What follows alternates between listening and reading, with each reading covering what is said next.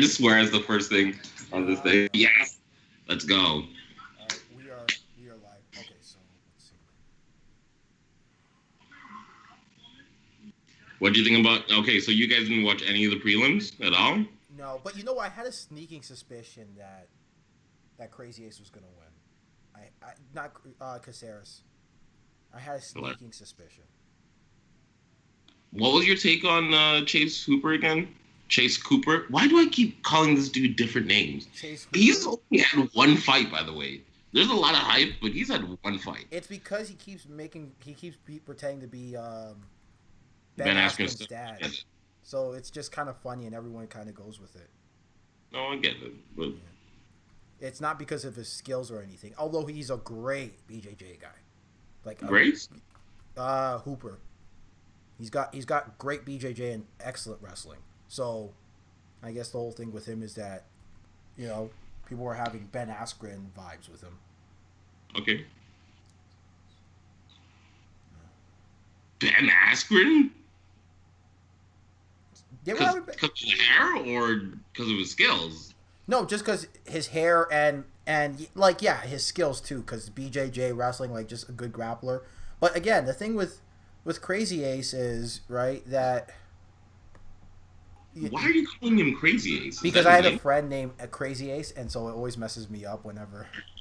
Sorry, because Caceres, Crazy Ace... I get it. Yeah. I like that even better than his... I hate Bruce Leroy as a... They base off of his movie. Just go to Fitbox. Just go to our... Let's go to our stream. But yeah... Like, but again, the thing with Caceres is he fights to the level of his competition, right? So that's why I think the UFC keeps him every time, because he's on like before he beat the brakes off of Hooper. He was losing, like, what was it, 3, 4 straight? Yeah, but he was fighting like studs though. That's the thing, right? But he fights them hard. So yeah. Right, and that's the problem. I don't remember him being like knocked out. Right, and that's kind of like that's half the reason why what's her name, Tisha Torres, is still fighting, is because, you know, she keeps losing, but she keeps losing to like really good girls. So if you're Dana, how can you cut someone for losing 3 straight, but they've lost 3 straight to Weili Zhang, Joanna, and Michelle Rodriguez? Hilarious. You know, not and that's the thing with UFC, is that I think we understand that not all losses are created equal, more so than boxing. You know, we're a little more forgiving about the losses. At least the hardcore fans. The casuals might not be, but fair enough. I mean, I only caught a bit of his I don't call it exit interview, his winner interview, and he seemed pretty bummed. Oh, Bruce Leroy? What, Tree? Yeah, Bruce Leroy. Yeah, man, he seemed... Oh, man, Sean O'Malley's done something with his hair.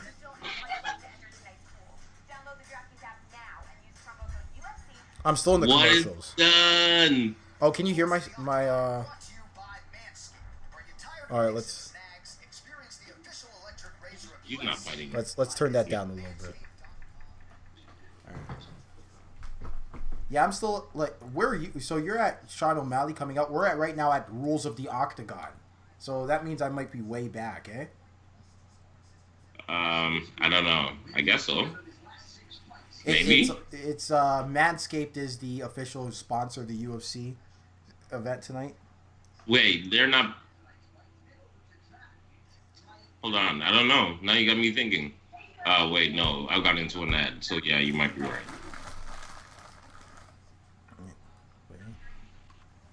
And right now they're going Sean O'Malley versus Eddie Wineland. Oh yeah, Sean O'Malley's got some Ron McDonald thing going on there with the. Look at his hair. Tekashi 6ix9ine. You know what? A lot of people remember when Sean O'Malley had to take like some time off because of the USADA thing, and a lot of people were saying screw USADA because they thought it was a violation. O'Malley looked real muscular at the weigh-in. No? What the? What are you saying? I'm not. Listen, It's I'm not trying ridiculous. to. I'm not trying to say. I'm not trying Oh, to. I'm just. Here's a. Here's a thought. that's the funny take. Here's a thought. He looked a lot more physically. He looked good physically. Compare him now to when he was on the fighter contender series, and look, he could have just worked out. You know what I'm saying? He could have just Yeah. did, that's I not. was But gonna like, say it's almost like he's had like 2 years of just working out and not getting injured. yeah, you know what I'm saying. And he's been on the show for what, like a year and a little bit. So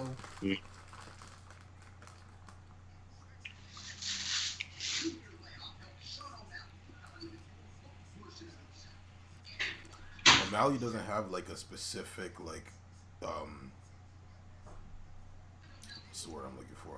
He doesn't have a specific like he's not like a jiu-jitsu guy or like a wrestling guy or whatever. He just trains MMA, right?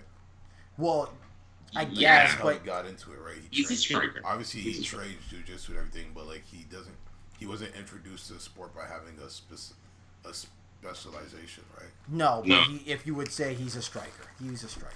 You know? He said that he learned how to play by playing UFC. Yeah, I think that's what he said, if I'm not mistaken. No, that wasn't that Max Holloway.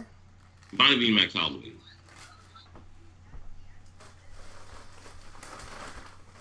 I can't even understand people like that. Like, what? It To be makes that sense. young and naive, to be like, yeah, I can do this in a video game. I think I could do this in real life. It makes Oh, man. sense. What's it called?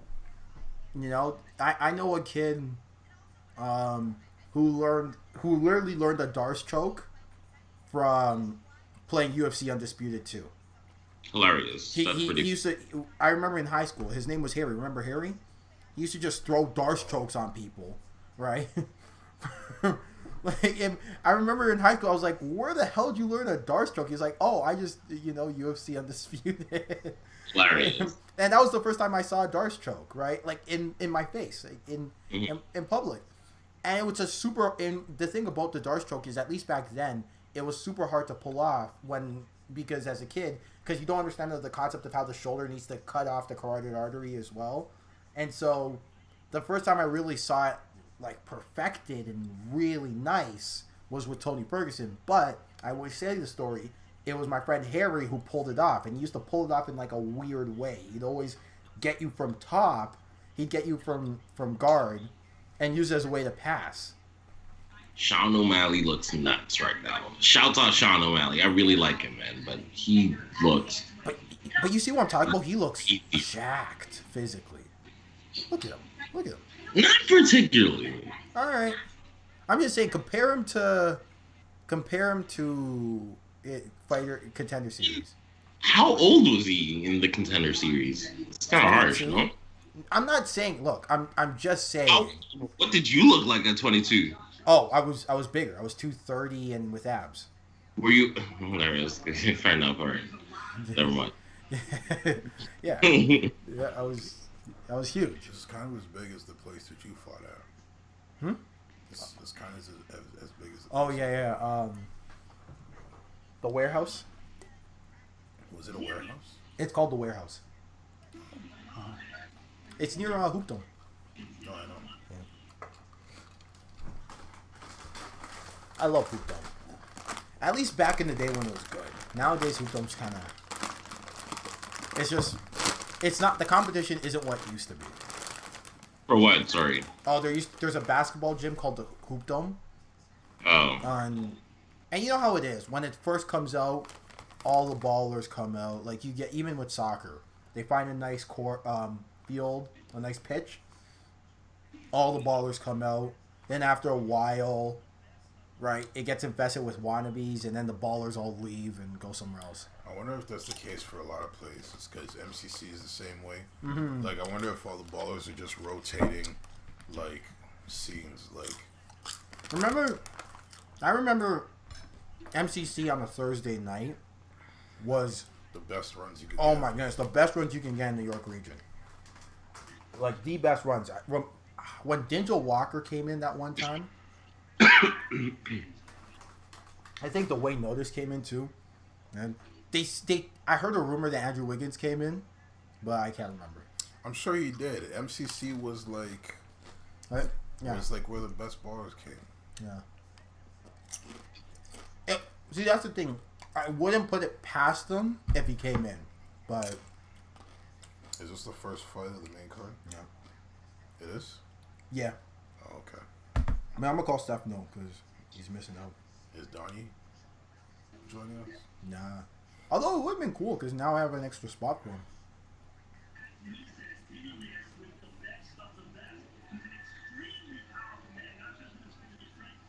Man, this guy's mustache, classic. Eddie Wineland. A liar. Did you see? Did you see the meme we put up on the Light Kick page where it says, where it goes? No, I did not. No, but I'll check it out. It's like me.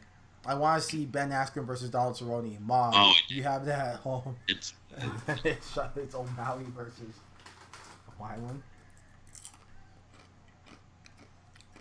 what's it called? Who's the other guy with the crazy handlebar mustache? He was like a flyweight. Talking about the ref? Who? You talking about the ref?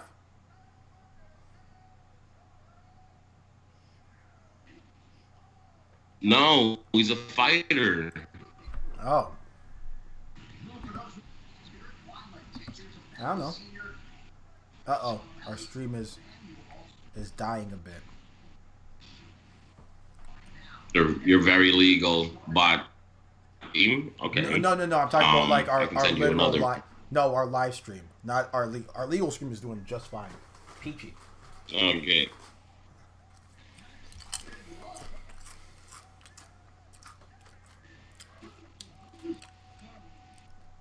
Should be fine. Should be fine.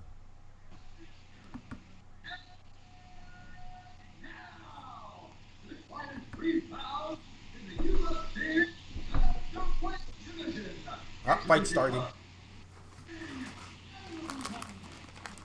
Look at O'Malley, ready to go.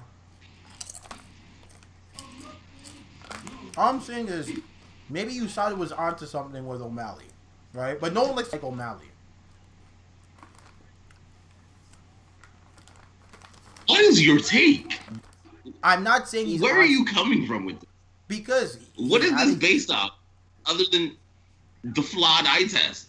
it's literally the eye test. I'm not saying that's the thing, right? I understand my argument is flawed. I'm not saying my argument isn't flawed. I'm just saying, hey man, just because we like O'Malley doesn't mean we ignore certain signs, right?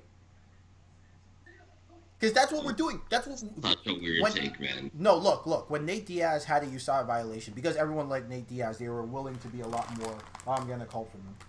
But it proved to be a false positive. It did, but sorry, yo.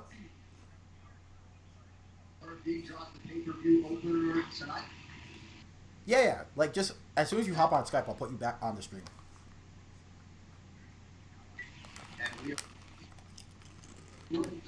Oh. Okay, I'll put it in the Skype chat. Okay. Alright. When it's 25 foot on 5 feet smaller, it'll allow Eddie Wineland to close that distance much easier. He says he wants to make it ugly and he tried to get inside. But you go on Skype and then put that link inside the Skype chat of our very legal stream. Very legal. So legal. But anyway, on the Nadians, but I'm just saying, let's say it was Tyron Woodley.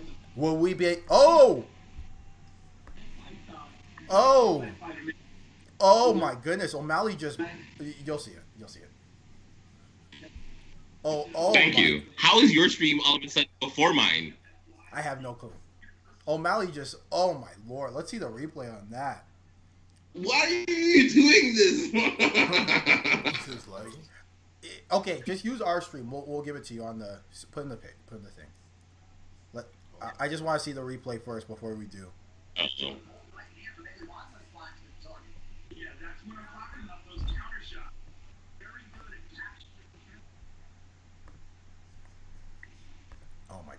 this. Look at this. He fakes the uppercut and then comes in with the overhead. Oh! And he just, oh my lord. And look, he has a lot of power now. His last two, that's 2 wins by knockout now. Right? I'm just saying, like, it's, right? Let's look at signs too, right? Like, just because we like a guy doesn't, right? Now, like, Sean O'Malley's gonna hear this and then come kick my ass, but That's nasty. Man, I just think, you know, take it easy. Take it easy. It's not based out of anything. no, right? Like, I don't have facts or stats or anything. Which is I why haven't seen wanna be anything particularly ripped to me. careful. Yeah, I want to be careful. Like, no, I get your point. Even like your original, what's it called? Observation. I'm just like, wait, does he look more in shape? I guess. Oh yeah, like if you look at it before and after, he's bigger. He's physically bigger. You think? I don't know, man. Right. I don't know. And the thing about him too is like he's got more power than he used to. Definitely. I don't remember knocking anybody out like that. Anybody. No, he was not knocking anybody out with a right straight before. Right? So, and USADA did give him, he does have evaluation from USADA. Now again, it was, a lot of them, they are saying it was a tainted supplement, but my point is that, you know. I don't know what your point is. It's because it's based off of nothing. But That's I respectfully look, my disagree. point is that let's be critical. Let's be critical. Let's not just That's be not like critical. USADA sucks. Hating. I No. don't understand. The man has taken 2 years off of what, was a tainted supplement and was at such low levels that people even question whether it has any performance enhancing benefits. So now he's back. He spent 2 years in the gym saying, hey, when I come back, I'm going to be better than ever. When I come back, I'm going to be better than ever. Now he's back. He's better than ever. And you're like, oh, I don't know. Maybe he's on that. All I'm saying is like, that let's already talked about. we tend to Stefano is the biggest culprit of this. He likes to place blame on USADA for everything when they do wrong. Let's be critical of these fighters. Don't let these guys BS you too, right? That's all I'm saying. All right. Right? Is that not fair? Is that not fair? Right? Be That critical. is a fair take, but I don't see how it's related to Sean O'Malley. That's the thing. is a I fair think take. I'm stretching a little with Sean O'Malley. Admittedly, I am stretching a little. But what I am saying is, and you know what? To be fair, even Sean O'Malley back then would have killed Eddie Wyland. Like, in my opinion, he's better than Eddie, right? I mean, he's got a nice skill set. you know, he's fluid, creative. Eddie can fight, but that's too much of a step up. Yeah, I don't know if. Yeah. Oh, snap. Trust me. I back. Trust me. Oh man, with hair too. Yes. What's up, bitches? All right, let me put you in the stream. Stefano is like literally in the call, so I gotta put him in the stream. Hold on. Man, that's like a home run knockout. That was beautiful. And the Which thing was? is that O'Malley. He did you get the very legal stream on our? Yeah, I did. O'Malley won with a knockout? Yeah. Yeah. Like He knocked out a legend like Eddie Wyland. Yeah. It wasn't. It shot at Eddie Wyland though, but yes. Yeah, Eddie Wyland, man. I didn't see that fight because obviously I was trying to get on here, but legend, man. That's got big implications for 135. This whole card is just How does it? Well, because Eddie Wyland's kind of the old guard in the division, right? He was kind of a big step up for. I mean, let's be honest though. O'Malley is too good for Wyland at this stage. Although you say that, You say that in retrospect, but remember, you say that literally the fight before this, he had what's his name, Alex Caceres beating the brakes out of Chase Cooper, whatever his name is. that one I saw. And I guess you could say the same thing in terms of the vet versus the new guy. But O'Malley's way more seasoned than Cooper. No. Yeah, Cooper kind of looked out of his element in that fight. To be honest, a little bit too soon. Joe Rogan brought up a good point. Like it's too early in his development to be like he can grit out some good wins, but yeah, man. Regional circuit. It needs time to marinate. He'll be good. Honestly, Caceres just fights guys tough. He's one of those guys who just fights guys tough. You know what I'm saying? I agree. But Cooper's striking did not look. Oh no, it didn't look like I can understand it. But the thing about it is they make parallels towards him and Ben Askren for a reason, right? Good grappling, sure. Not very good wrestling, right? Cooper has much more of a jiu-jitsu kind of style of takedowns. He likes to insert that hook. Ooh, here we go. Yeah. I just saw they were replaying the knockout. Yeah, guys, don't forget that. Like, I don't know if any of this, but Eddie Wineland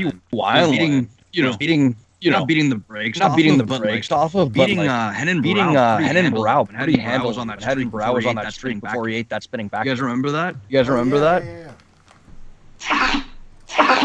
Oh, Anthony Martin versus Neil Magny. This is a sleeper. Neil Magny's a good fighter. Man. Yeah. Oh, Rocco's not ranked anymore? Jeez, what happened? Damian Maya. I mean, but Damian Maya's like number 6. Wait, did he win that fight? I can't remember. He won that fight. Damian Maya won that fight. I remember it was controversial. No, Damian, it wasn't an ass kicking, but it was definitely decisive. Maybe I gotta rewatch it then. But... By the way, guys, are we streaming? We're streaming right now, right? Guys out there, ladies, gentlemen, I know there's not a ton of you watching, but you'll watch this in retrospect. Subscribe, share the podcast around. Now that we're playing some of these cringy advertisements. Subscribe, guys. And if we get to 1,000 subs, Mike will give me the N-word pass.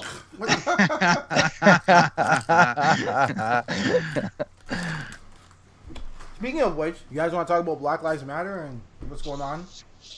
Yeah, man. That was the most phony segue.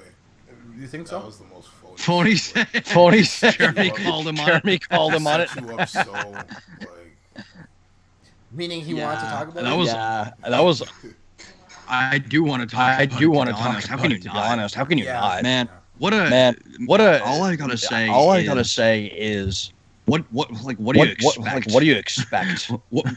When you have such people are saying it's so disproportionate for this for what happened, blah blah blah. You have to look at this as the straw that broke the camel's. The broken ass American system. People are angry, man. They're fed up. Like rioting's nobody's first choice, but when there's this growing gap between the rich and the poor in the states, you gotta look over your back if you're black because you're gonna get your ass beat by a cop or killed. Like at what point is violence controlled where violence is an appropriate response? I think we've crossed it, to be honest. If protesting had worked in the past, nobody would have resorted to rioting. You see, the one thing I don't like is, I'll just say in contextual history here, is people like to quote and bring up Martin Luther King and his peaceful protests, and that is so disingenuous.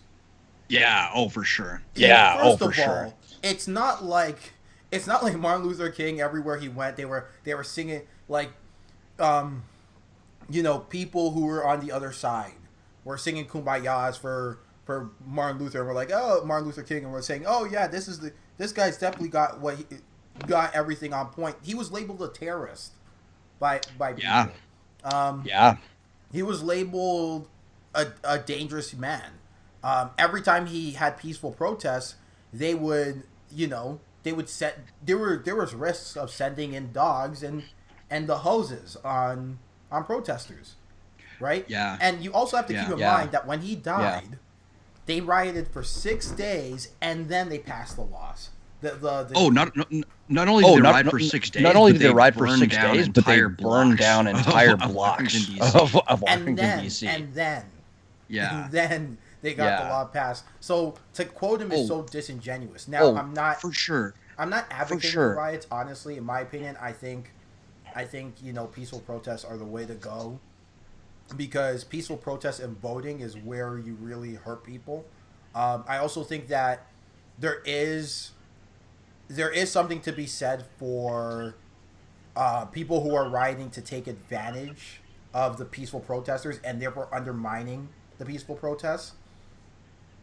I don't think I don't think it's all of them. I don't think it's a weird, because the thing is that when you talk about rioting, you don't want to be binary with anything. You don't want to be like, this is definitely the thing. But you see a lot of people being binary on Fox News, which is sad. But for sure. I think the riots as well. The majority of it is peaceful. But at the same time, man, I'd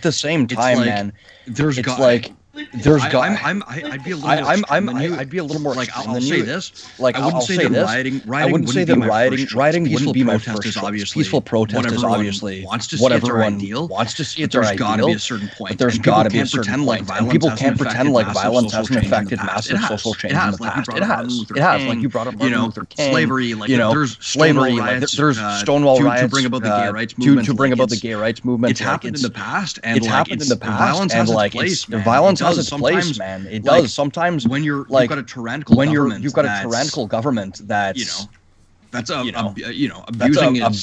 abusing its citizens, like it's the violence has actually affected some positive change as it is, like the Revolution. French Revolution, that's another one. French Revolution, that's another one. I meant in this specific case. Yeah, the French Revolution. The American Revolution. The American Revolution. Right? Revolutions, like all when told by white people. It seems like violence used as an agent of the change is only justified when people use it. Unfortunately, but Michael, I got two things to say. Number two, the rich. Yes, David. Yes, David. Do you think MMA is racist? I'm just telling a personal story. I've been playing a lot of Football Manager recently, and they ruined it. I recently went on Reddit, and they just ruined thing spread to everywhere. And apparently Football Manager is racist in the way they quantify players' in terms of like their skill level. Apparently it's the same thing in MMA. I know we talked about Tyron Woodley before, but I think that's I don't want to say. Well, I mean, another thing also is first of all, I think MMA definitely does have a very right-wing audience. I was going to say that barrier of entry makes it easy for you don't really need to be like education or anything to participate or even be considered an expert in it. You don't have to have like intellectual. You can still be an expert in MMA, which is fine. But I also think many right-wing supporters and right-wing supported them as well, like Donald Trump. MMA in general, I think, leans right. Unfortunately, I say that as I'm in the community. I find whether that's because right of center, whether that's because most of it's based in the US. I don't know, but I don't know. It's a salient observation. I agree. I just wanted to quickly, before it slips my mind, bring up Target. How there was a looting at the Target. They released a statement. They're like, we support the movements. The Target's going to get rebuilt. Basically, it doesn't matter like this and this and that. It doesn't matter like this and this and that. You've made this major American corporation. What are they going to say? What are they going to say? You hooligans. You have burned down. No, they forced Target in line to comply with their bottom line. So that alone is like, yes. You know, Yeah, I don't love when small businesses get burnt down, but if it's like a Target or a Walmart, it's I want to be right there with you. I want to be right there with you, smashing these icons of like American capitalism. All I'm gonna say is.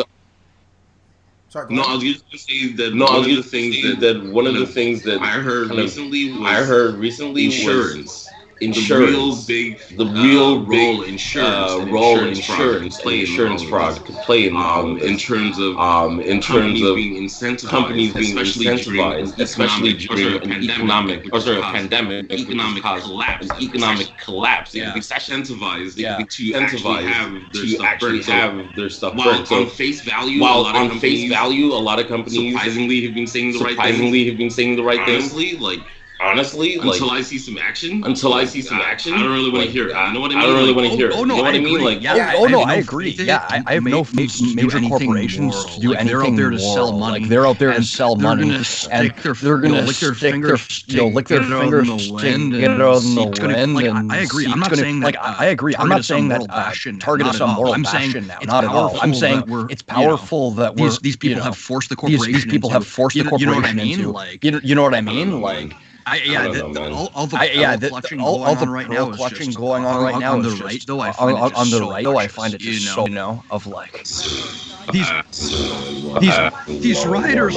Meanwhile, they're carrying bazookas into KFC protesting the lockdown a couple of weeks ago. Give me a break.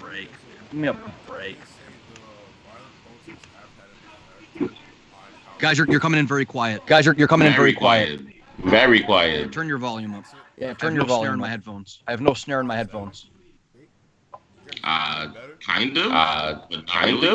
For some reason, you're really quiet all of a sudden. Are you speaking into a tin can attached to a string? Like, what's going on? All right, Jimmy, go now. We've been messing. No, what I was saying was the violent protests. That's better. Have had an effect on how the district attorneys act on convicting these officers, because now you see the two officers who pushed that 70-something-year-old man and like he was hospitalized, they were immediately charged like within. That was so appalling. Yeah, within hours. And like the next step is to vote in district attorneys and like government officials who will like condemn this behavior like immediately and put pressure on the like police unions. Like, how is Neil Magny not ranked? What is going on with these UFC rankings? Sorry, I'm sorry. Go ahead. That's a good point. Back to MMA, but because what's it called? Even like I don't know. First of all, there's some interesting stuff that happened in the prelims. You had related to kind of what's been going on. That Devin Clark versus Alonzo Mendenfield. And Alonzo lost that fight, which is kind of surprising because I thought it was a pretty high, had a lot of hype behind him. Yeah. A lot of Devin Clark apparently apparently Devin Clark, unless I misunderstood the story, his dad got murdered by the LAPD or something like that. Jesus Christ. And then you had, what's his name? Cody Stamen beat, what's his, who did he fight? Brian Kelleher from the sport. He beat Kelleher. Yeah, man. Yeah. He beat him pretty well. And his brother, his 18-year-old brother, died like a week before, just randomly. Jesus Christ, that's tragic. He literally, I've never seen anything like it. I've seen fighters be emotional after a win, but I've never seen somebody literally break down crying. Like the second the bell went. Like it's pretty hard to watch. Poor guy, man. I don't envy him. That's awful. I remember, not to relate to other sports, but football. Remember when Brett Favre's dad died, like 4 days before Monday Night Football? Yeah. And he proceeded to go out there and like just torch the earth. He had like 7 touchdowns. Yeah. He torched the earth, right? So there's just Hey, a government should fear it, as should the corporations there. Like you're here to serve us, and if you're if you're tyrannical, then that's the whole spirit of the United States. Like, if there's tyranny here, we should be able to overthrow you. Be there corporations that are like choking people out of economic participation, or like these. Dude, have you guys seen how militarized these damn police forces are? Yes. Yeah. But like the spirit of the United States, or is that just the sedative that's being fed to us to keep us at bay? Sure, yeah, that's the. By the way, Anthony Rocco Martin here putting in the broomstick. Yeah, that's the. It's one of these lies that's just repeat, not even lies, but just one of these things that's just repeated again and again and again until like people just it loses its all meaning, and like you're anti-patriotic in the United States if you question it, if you go against that line. But yeah, man. I guess it's not the case when it's minorities. Yeah, like the one thing about the protests in Toronto is that they're asking for defunding of the police departments. I actually disagree. I think the funding for the police department should increase, and then in turn, the screening process becomes much more rigorous. What? I like where your idea is going, but I don't think you need more money to do it. Just appropriating your funds differently. Like, yeah, if you look at all the metrics, But I think the recruiting process therefore gets better. I do think though when like but you could just allocate funds differently because they're getting a ton of money. I do think the training. Sorry, Matt. Go ahead. The training for police officers, in all honesty, is just not what it needs to be. It's not right in the sense that I've always said that you got a lot of these. I call them the Law and Order guys, the Hawaii 5-0 guys who want to be big bad. They want to be tough. Maggie just switched to Orthodox. Oh, Maggie switched to right. Switch back to Orthodox.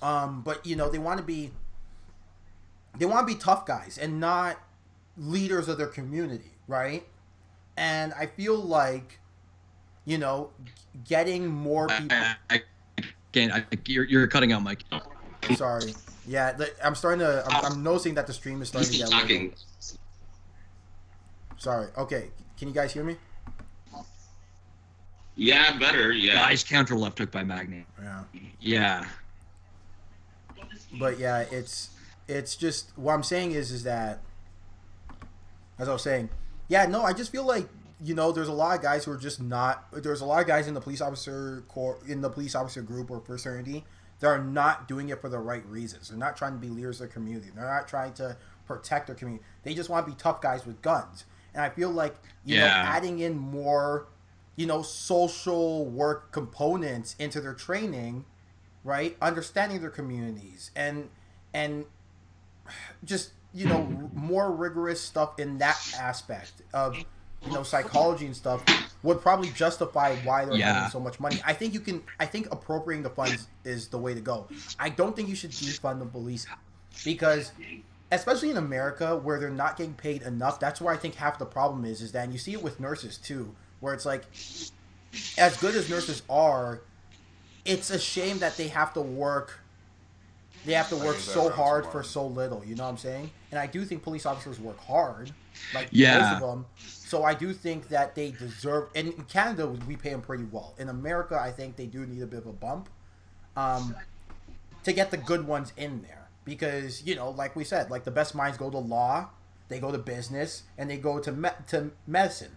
Why? Because those are the three that pay. So, if we want better cops, I think we do have to put our money where our mouth is.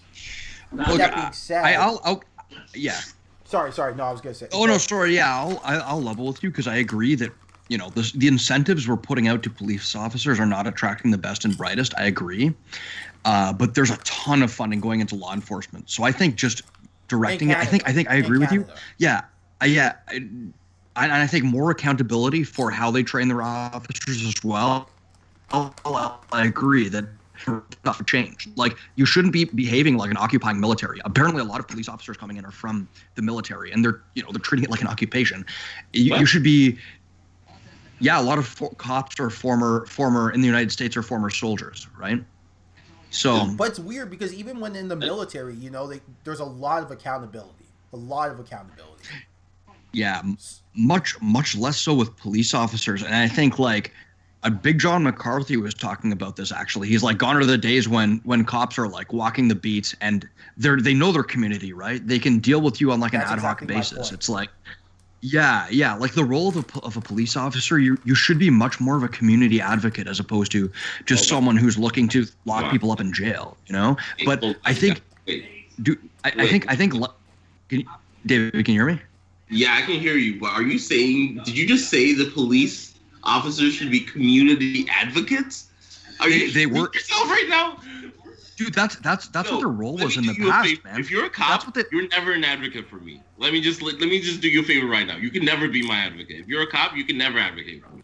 Just right there. Look, I think advocate's a strong word. No, like, David, I agree with you. In their present state, yes. In the present state that the police, I'm saying we need major reform to change the way that is.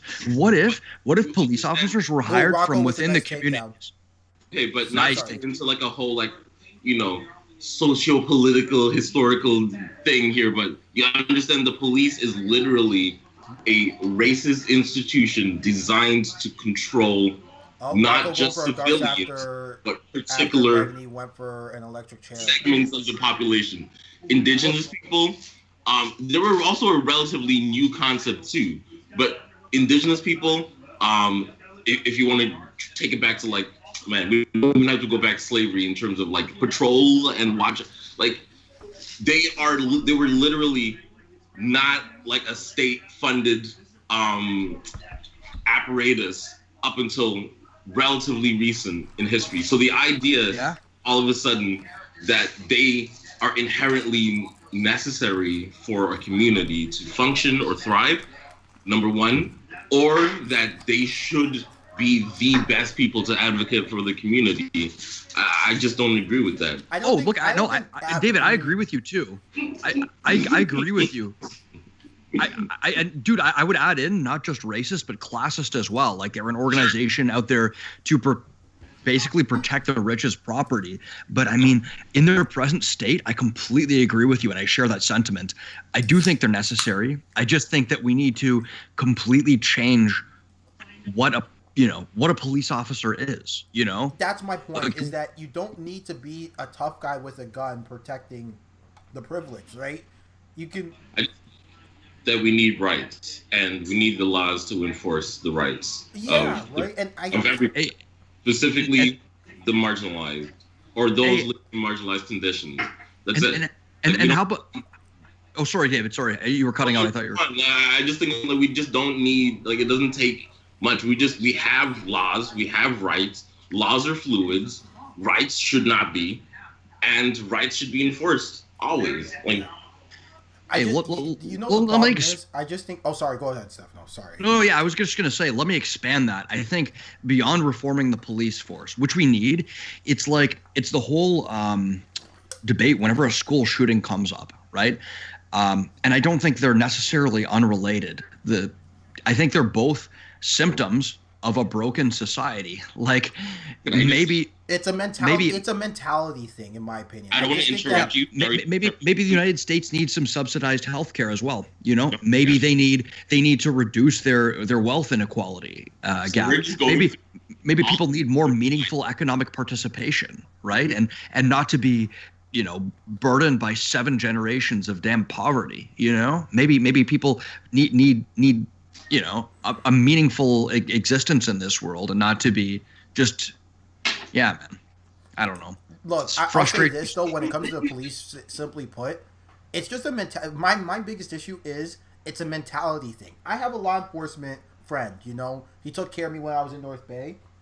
Good guy, right? And that's not to say, and that's not to be like, oh, you know, not all policemen are bad. I hate that argument. Like, no one has said that, right? But the point I'm trying to make is that he talks to me, we talk, and we have arguments all the time when it comes to this, right? And my big thing to him is that, look, simply put, the mentality that, you know, a lot of you police officers approach is not conducive for helping the community. Yes. You know, it's just not. And he has yet to argue back on me when it comes to that point. It's always, we gotta protect. We gotta protect. It's like, no, but like, how are, I'm not gonna say his name just to, protect him here, but sure. What are you doing to help the community? Where, like, for example, right? Boys and Girls Club. Are you stopping kids from being at risk when they get to a certain age, right? Like the Boys and Girls Club attempts to do. Yeah. I don't know what you guys are talking about. The police have never been. I'm not saying they have been, but what I'm saying is they can be. What I'm saying. They are literally the physical embodiment of state violence. That's it. State violence on its citizens. I don't think that's it. That's what they are for. They're there to control citizens. I think don't follow that control. They are the legitimate violent authority of the states. Yeah, so, but David, I think we both agree with you. That's the thing. I think we both agree with you. Haven't been that, and also hold on though. Right, the context of history does have them in America being, that. But also, do we forget about the Broad Street Runners? It's not just America, though. It's not just America. You gotta remember that, like, I'm also talking, like, even in Nigeria, like, they are even in the UK, they are literally everywhere. Are we gonna forget about the Broad Street Runners and how the Broad Street Runners cleaned up all of London, right? So we can't pick and choose history as well. Like, we have to, right? I'm not saying you are, because for the most part you are right. What I am saying, though, and I do agree with you, for the record, I'm not saying I don't, but what I am saying, though, is there is a way for policemen to be, upholders of our rights and still be protectors of our communities. Yeah. How about that? I agree with Mike. And how about this? Number one, you mentioned it earlier. I hate that a few bad apples argument, because it's like, if you're just going to write... Yeah, first of all, if you're gonna write these cops off of a few bad apples, you should be as angry about them as I do. You shouldn't just be like, few bad apples, whatever. No, you should be like, yeah, this is a bad apple. Throw the book at him, because he doesn't represent what I do. He's ruining my name as a cop. If there are good cops out there, angry about it as everyone else is. You shouldn't just write people off as a few bad apples. And I think, and hear me out, every cop in the United States should have to wear a body cam. No exceptions. Yes. And if you turn your body cam off, you take it off, disable it, it should be like, we throw the book at you. It's a 10-year prison sentence or something like that. Because there's no reason to turn your body cam off on the job unless you're doing something illegal or abusive of your power. I can hear the argument of it malfunctions, right? Like a hearing. Have a hearing. If you cannot provide proof that it malfunctioned, or like you say, hey, it malfunctioned, 5 years. Immediately. I can kind of see where David's coming from, though, only because, like, if you've Maggie's pouring it on here. Yeah, he's definitely swung the fight. Yeah. If you look at the if you've ever taken a philosophy class and you look at the different ages of civilization, you see that there was a time where a lot of civilizations were self-policed themselves, and the times when police became more of a presence in communities and places all over the world is when the wealth gap became more began to increase, and that's when police became more powerful and had more of a presence in like communities. So, I mean, sure, it's definitely I feel like it's kind of like it's like a systemic thing, and that's the only thing that people are fighting. Not the only thing, but that's the main thing that people want to be heard, is there is a systemic racial problem and it needs to be addressed. Look, that's the thing, is that you can't get a cop to admit there's a system error in the way they police themselves, and that's the frustrating thing, right? The problem isn't the error is absolutely systemic, yeah. I just think unless we get to a place as a society where we understand or where we deconstruct how we got to this point and kind of understand that police are literally just, once again, just an embodiment of state violence. That's just the best way I can put it. Like, David, there's actually is not. And unless we deconstruct the institutions that have been set up in a way to not only protect the interests of the police, but to who protect the police as well. Yeah. The thin blue. Yeah, nothing that we're going to change. Right. Until we reach a place where then there's never going to be any reason why the police would not be against the community. And once again, this is at an institutional level. I'm not talking about individuals here, because everybody is doing their best and they don't even know what systems they feed into half the time when they're doing their job. But yeah, just stop. I just want to say, point out with 13 seconds left with. It seems simple enough, right? With Magny and it was crazy, by the way. Also, indigenous in Canada. Also, I want to say that because it's a worldwide problem. Police brutality is a worldwide problem. Yeah. Until we understand how the rich and the government and the state are, and I don't want to get into like too deep into my liberalism views here, but until we understand how they are literally will do anything to protect their interests and their property, then there's nothing that ever will be done. We can try all these like philosophical, ideological arguments, but at the end of the day, states were formed through violence, property and capitalism was formed through violence, and it's going to be protected through violence. So I'm not. David, first of all, don't ever stop speaking your liberalism. You're speaking my language, my friend. I'm not encouraging violence because I'm a pacifist. I'm an anti-violence, ironically, even though I love MMA. But it just, throughout history, violence has kind of led the way. And we're lucky that we've moved into an era of thought, but at the same time, like, let's not kid ourselves. It was definitely Magny, 100%. Man, I should. The stream is starting to kind of die a little bit, so that's I'm gonna switch my legal thing. No, my stream. I barely won that fight. I don't know who won that fight. I'm gonna be honest. It was definitely Magny. It was definitely Magny. David, but I just wanted to interject, David. There actually was an initiative on the ballots, and I think it was supported by Bernie Sanders, bless his soul, to do with significant police reform. I'm trying to think of the name of it. But this would have brought about a lot of the systemic changes that we were looking at. I think you should take a look at it. But obviously, classic. Bernie bro, man. Of course you're a Bernie bro. Of course. Are you not? I don't know, man. I don't even understand American politics. I try to stay away from politics because none of it makes any sense. It is a circus. It is a. Just want to point out for people watching the stream, Neil Magny pulled off the victory. I think it was a good decision. Of course. 2-1. We missed a great fight. Hey, David, politics it's maddening. It's like it's a circus, and it makes you want to bang your head against the wall. But like, what else are you gonna do? But watch it. I will say though, like, I think the biggest thing is we gotta vote.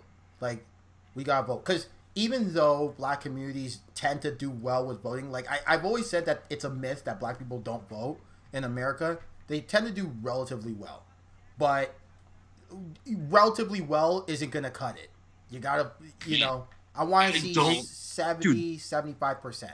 You know what I'm saying? If we could get rid of some of the stupid voter suppression that directly targets black people in the United States, like why are gerrymandering and like forcing what are they even called? But like a voter ID laws that are just I think absolutely awful. Yeah, no, I don't even know. Yeah, no, look, I think that some of the gerrymandering and voter ID laws are definitely wink, nudge ways to kind of screw minorities out voting. I'm just saying, though, like, we got to figure out a way to overcome. And because once we do, I'm telling you, it's going to change. So... Yeah, dude, we're at a breaking point now, man. I really feel that way. I disagree so strongly, but that's okay. We live in Canada. The majority of Canadians are still overwhelmingly white. Toronto is one of the few places in the world where nearly 50% of the population is of visible minority, which is hold on. What's wrong with Canada being primarily white? I mean, there's nothing wrong with minorities, but there's nothing wrong with people being white either. Okay, all right, okay, but I'm just saying that I take serious umbrage with that statement. Okay, fine. Okay, you can take umbrage with this statement. We as a society have not reached a place where we have, in my opinion, and I include myself in this, where we can come to peace with the historical and political toll of systemic racism. Sure, I think if we did that, that most countries would look completely different. Look, man, I think let's not transplant the United States' problems onto us. Thank you for saying that. I think that Canada. Let me preface this statement. We need to acknowledge our problems with the Native Americans, and the fact that there are 300 communities without clean drinking water in Canada is like, I don't even know how we could allow that to happen. At the same time, I don't think we necessarily have the same issues with race that the United States. I love that you said that, because that's so not true. That's so not true. Canada does have the same. It might not have we have issues with race, but not the same issues with race. It might not be the exact same, but it also has its own issues. And in fact, that's one of the common ways I agree. Racism in Canada is deflected, in that it's saying like, oh yeah, let's not, at least we're not the U.S. And sure, but like we're significantly better than the United States by a ton of metrics. I'm not saying we don't have problems. What metrics? Sorry, what metrics? Let's see. Income inequality. Are you sure about that? Are you really sure? Hold on, David. Are you seriously suggesting that the United States has a comparable level of income inequality to Canada? Between races are we talking about? And this isn't even a race thing. Between what? Between any races. The bottom, dude. Just by the fact that our minimum wage is significantly higher, like your argument's self-defeating. That's not true. And we have a larger social safety. You know this, and don't act like you don't know this. There's many workers in Canada who work below the minimum wage. They're called temporary foreign workers. That's the minimum wage for them. And sure, and there are more in the United States. The overwhelming amount of them are immigrants, and they're the people who make our food and pick our apples and our tomatoes. All those farms in BC, those are the people working there. So there's a higher average standard of living, and how can you even argue with me on this? Canada has a much higher standard of living than the United States. There's a much lower income inequality gap and a relative income inequality gap, especially because we have a larger social safety net. Like, the leading cause of bankruptcy in the United States is medical debt. We don't have medical debt in Canada. Sure. Yeah. Okay. So but, I mean, I'm just saying the idea that there is, for some reason, no or less inequality between significantly less inequality. Pardon? Significantly less inequality. Have you been to a ghetto in the United States? It's like a third world country. Have you been to places outside of Ontario? Of course I have. I'm then saying, you know why are we even having this discussion? Because if you go somewhere outside of a major city of Canada, it's not significantly more developed. David, hold on. So it's significantly more developed in the United States. I've been all around the United States. I'm saying the Native American reserves have a terrible standard of living, but by and large, that same problem exists in the United States. In addition to the fact that they have, urban areas with a awful standard of living, which are basically third world countries, and virtually no social safety net. Here's what I will say. Here's what I will say, though, just to kind of interject a little bit. While I will say that Canada, in terms of inequality, is not the United States by a significant margin, I will also say, though, by ignoring the fact that Canada does have its problems with it, I will say, though, that when you say Canada is not the United States, that tends to allow people the out to ignore it, right? And sure, that's the issue. That, and that's the issue. My point isn't that I'll acquiesce and say that maybe in general, especially when you take things like the minimum wage, I think that's a good point, but I think it's a limited point because I think there's many people who work way below the minimum wage, and there's many people who don't have jobs. There's many people who aren't even counted in the census. Like, what is the census rate in like reserves? So I mean, but we won't even get into that. My point is, you're arguing from a position of a lack of information. You're not breaking facts. You're just saying we don't know what the census rate. For a position of underreporting, it's not a lack of information. It's underreporting. And why do you think those same underreported numbers don't exist in the United States as well? But censuses are going to have a limited scope by their very nature, right? You're going to have less. I don't know, because that's a problem with censuses. That's not a problem with Canada. It's easy to. If you're not a visible minority, it's easy to say that we're not the United States. But being somebody who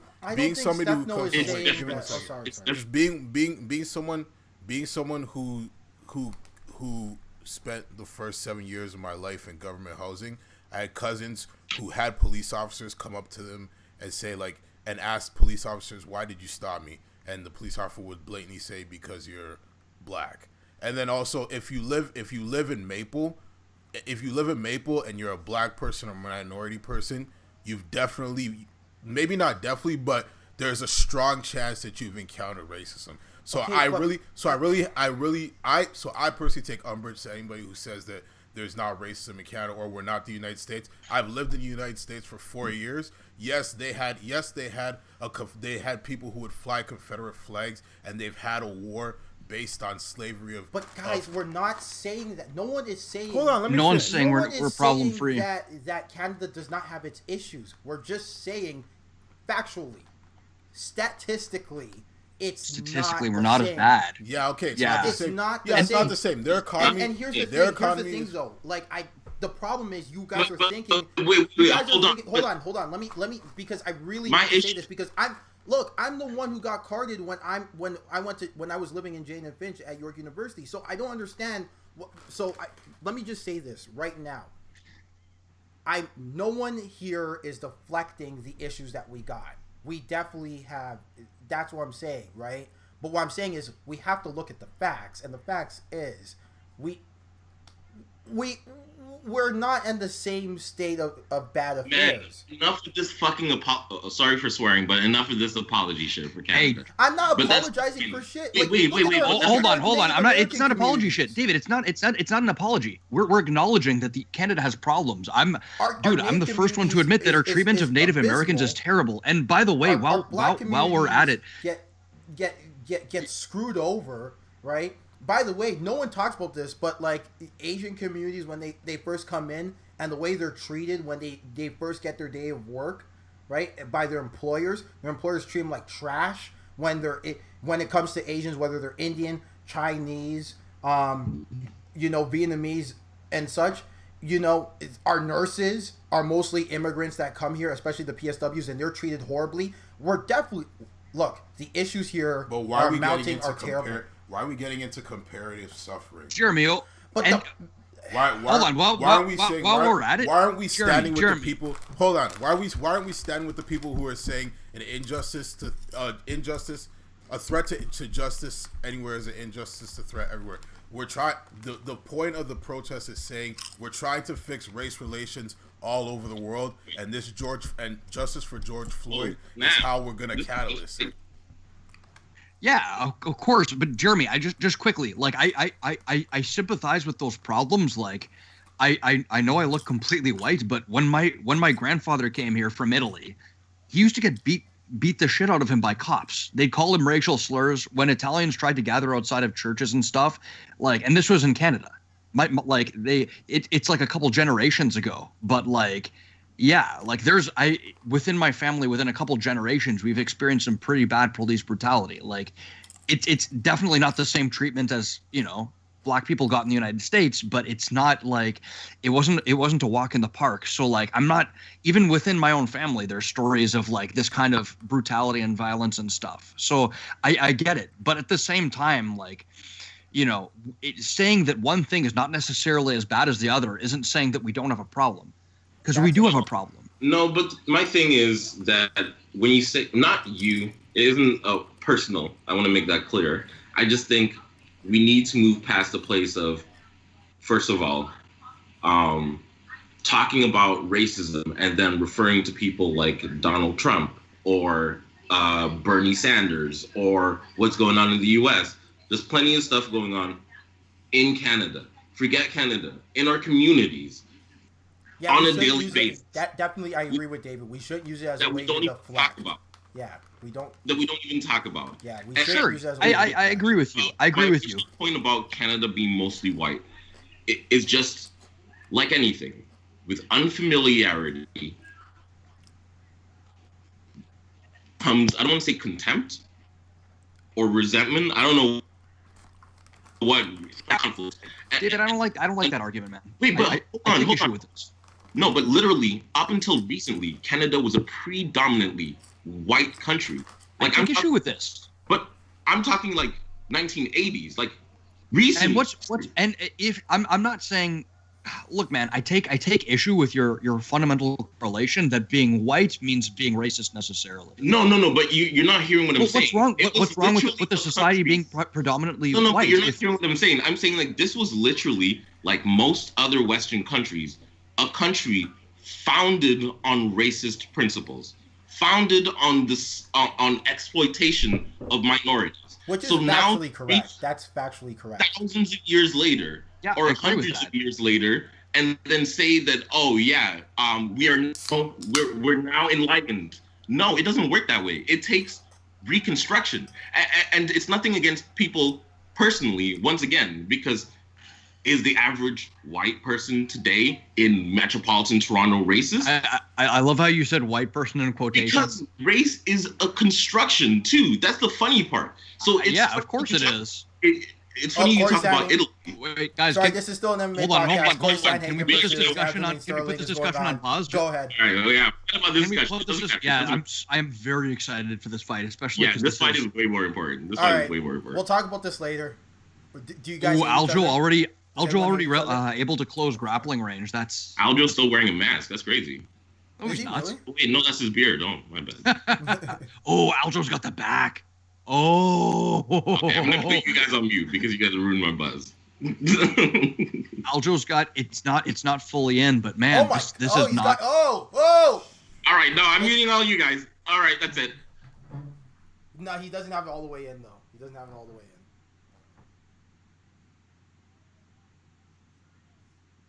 Aljo, just readjust a little bit. Can you guys hear me? Yeah, I muted you. My bad. Why? Unmute you. No, I thought it was just muting you for myself. I didn't know it was for everybody. Why are you muting me? So that you didn't ruin the fight for me. Are you not watching it? I'm seconds behind. Can you join our stream then, please? That stuff is so grainy. I don't know. Can you hear me? Yo, my bad. I didn't know. Oh, dude, that's deep. That's it. That's it. Holy crap. Aljo for a title shot. Screw Jose Aljo, dude. Oh, there it is. Thank you guys. He just effortlessly took out a contender that was on like a 10-fight winning streak. Yeah. Aljo is getting dangerous, man. Corey Sanhagen doesn't know where he is right now. I don't know if Dana White likes Sterling though. That's the thing, right? Well, Dana White's a beefsteak tomato, so. I mean, I don't know. I've been feeling really conflicted about watching UFC recently. I'm gonna keep it a buck. Why? Because of Dana? Yeah, because it literally supports everything I'm against. Like, literally. Yeah, me as well, but I mean, Dana's just a figurehead, man. No, but the UFC specifically. You know, literally, as a kid... What about the individual fighters, man? I like the individual fighters. It's difficult, man, because we kind of live in a society where supporting things that you're against is pretty much unavoidable. From wearing clothes that were made in a sweatshop to supporting Man, I'm a Man City fan. Like literally, the Man City owners are the Abu Dhabi group from the UAE. Oh so yeah. Yeah. Some of the worst human beings. Jesus, Just about them, dude. bro. Aljo's. You want to give me a job, guys? I'm here. The way Aljo just got his back off of that single leg, Yeah, man. Yeah, Sterling's really nice. The body triangle is such a formidable position, man. I love it. Man, and you know the thing is, though, I gotta say this, though, nobody uses a body triangle anymore like they used to. Remember when that was all the rage back in the day? Yeah. First of all, if you're saying nobody uses a body triangle, I mean, you're looking at one. No, but I'm just saying, now everybody goes to the hooks nowadays, right? I know. Oh, dude, I agree. And I don't know if the fear is the body triangle. Yeah, Matt Hughes had a phenomenal one, man. Ivan Stalavari with one of the OG body triangles. Actually, no, he got submitted by a body triangle. They're tight. Yeah, but you know what? I was always saying that Aljo deserved a title shot over Jose Aldo anyway, so this kind of proves my point. Oh, dude, giving Jose Aldo, I don't think anyone can argue from a meritocratic standpoint that Jose Aldo deserved a title shot, man. Okay, let me ask you guys a question. Do you think he beat Marlon Moraes? Because someone gave me the argument that I could see it. That to be honest, when I saw the fight, I was half asleep. Because the argument that someone gave to me is that Marlon Moraes was the number one contender at that point. He was ranked number one, and Jose Aldo and him had a close fight. And depending on who you talk to, right, Jose Aldo won that fight. So if you believe Jose Aldo won that fight, then shouldn't he be number one contender? That was the argument I heard. I think it's actually kind of compelling. I suppose, but like, unless you overturn the victory, controversial as it was, unless you overturn it, it's still a loss, and getting a title shot off of a loss is just it doesn't make sense. Yoel Romero, right? Like, we can't. Garbage suit. Yeah, the difference with the Yoel Romero situation though was there was nobody. There was no viable contenders at the time who were ready to take on Adesanya, right? Fair. Right, we got like literally 4 in this division. You got Moraes, you got Sandhagen, Moraes, Sterling, Jan. And even know what? And even what's it? Who's the gentleman who took on Jan? Stamen, right? Stamen, yeah. Dude, it's a deep division. It's very deep division. And then, and by the way, TJ Dillashaw. Garbrandt, Dillashaw, yeah. Dillashaw is coming around the corner, right? So. Frankie Edgar. He dropped to 35. I know, but I've yet to. I can't. Not yet. I wouldn't. Oh, Aljo shouting out the injustices happening to minorities all over America. Good for you, man. Yeah. Hey, use your pulpit to speak a positive message. But see, this is the thing, though. I gotta say this. Aljo's always been kind of woke, so like this isn't new for him. Like he's not just like kind of. He looked like Rashad Evans. What'd you say, David? I said he looks like Rashad Evans. I can. Wow, little bit of racism here. No, he looks like Rashad Evans. Yeah. You think? Are you one of those people that think all black people look alike? I mean, they do. So. Excuse me. I'm pearl clutching over here. If you can. Hilarious. Jamaica represents Jamaica, man. Okay. 10 seconds ago, you were just like, are you a racist? And then what? What's this? Jamaican accent. Are you representing Jamaica, man? Oh, hilarious. We spent most of this podcast talking about like racism, which episode. It's a tricky topic, and like if we don't get it right, no one will. No one will get it. We won't get it right. That's a problem. Well, oh, look at this. Most wins in bantamweight history. Aljo's in 4th. Interesting. Hey, a Sunsao versus Garbrandt later on. Yeah, that's a nice bantamweight. See, and Garbrandt too. If Garbrandt can figure it out, Garbrandt is legit. So there's some guys. Yeah, I've heard it's kind of like a what's it called? Round robin or a semifinal format, almost like a tournament where you have the winner of Aljo versus who else is fighting? I think it's Peter Yan and so winner Yan and Aldo's for a title shot Aldo. though. Yeah, Yan and Aldo, but then the winner, so Aldo, I guess, is gonna fight them. And I heard obviously that Cody Garbrandt could be that wild card. That's just a regurgitated Luke Thomas take. But yeah, no, I think it's interesting. Doesn't Edgar have a matchup? Edgar was booked against someone recently as well. No idea. He might have. Oh, what do you guys think about the recent? I think he Gustafsson's going to win. Gustafsson's going up to heavyweight, taking on Fabricio Verdum. You know what? I think this is the execution of Fabricio Verdum because unfortunately, he did not look good at all against Olenek. And he looked awful, yeah. And if you Olenek on the feet, imagine what Gustafsson's going to do to you. Seriously. No, seriously. Yeah, man. I agree. Like Verdum's fun, and I'm talking about like peak Verdum. His style is all about advancing with 1-2s, right? Kind of with his head fairly straight up in a straight line.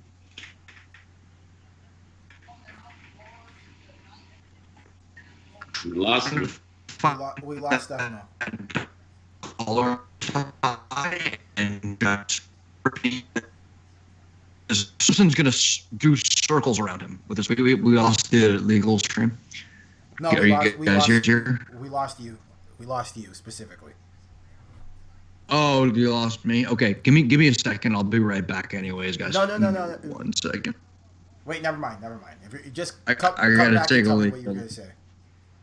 Yeah. I got. Oh, I was just saying that Verdum with his footwork is going to do circles around. Sorry, Gustafsson's going to do circles around him with his footwork abilities, leading him around the ring and just nailing him with that uppercut. Although, if we see Jiu-Jitsu Verdum, you never know. All right, you can go now. Yeah, that's fair. Thank you for your permission, good sir.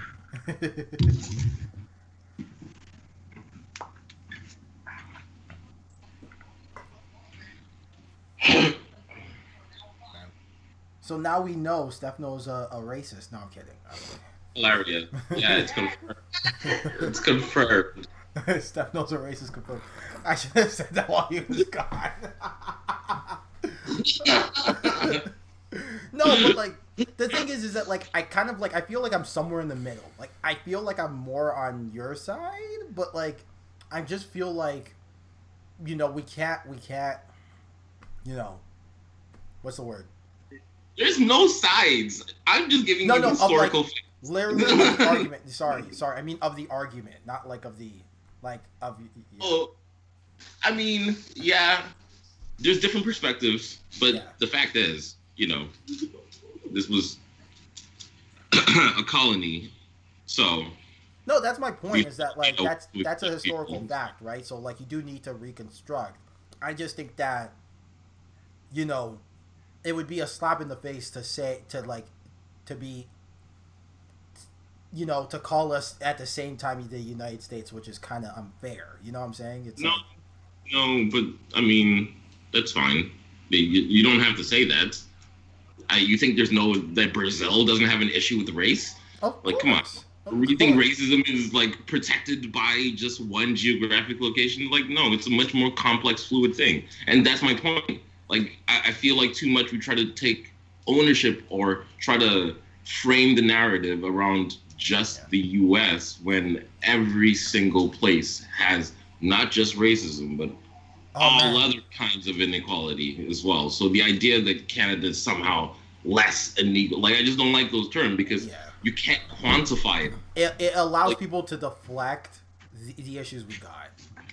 For sure. Yeah. I just think now that I know David resents me because I'm white, it's good to know. Hilarious. No, I just think it's tough to quantify inequality at all. Like you can try use things like salary, you can try use things like happiness, you can try use things like access to resources, but like there's just so many different layers, and it's also doesn't capture the qualitative nature of inequality, in my opinion. Anyway. Don't worry, Steph. No, we know you're racist and you're canceled, and it's gonna be okay. That's what we're trying to say, essentially. Basically, the whole exercise of bringing me on as a host of this podcast was just to expose me for my racism. Exactly. And make sure that I can never get a job in the future. How long did it take? Listen, man. I am racist. I sent him a meme. I sent him a meme the other day. We need to kill all white people. Whoa. And relax. I will start with myself. Whoa, Stefano, you been reading my diaries or what's going on?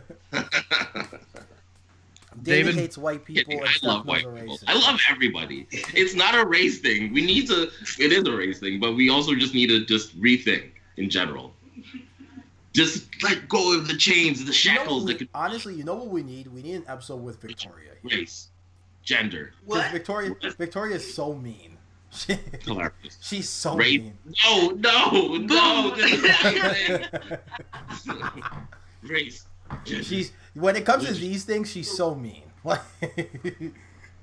David, you know. You live with her. You know. She's so mean. Hey, is Cody Garbrandt the best looking bantamweight in the UFC? He's also a racist, like a proven racist. So. Wait, why is he a racist? Wait, hold on. Is he actually? No, I'm kidding. He did have N-word tweets when he was younger. So he's white and has tattoos? Oh, come on, man. Who hasn't had an N-word tweet at some point in their life? Wait. Hold on a second. Not racist. Hold on a second. Hilarious. But no, you see my point about MMA? Look at Mike Perry, man. Listen, Mike Perry is 2% African. He can use the N-word. I can't. It's not okay, man. At first, I was like, it's funny. I want to be cool with the MMA guys. But you know what? We're wrong. You guys were wrong.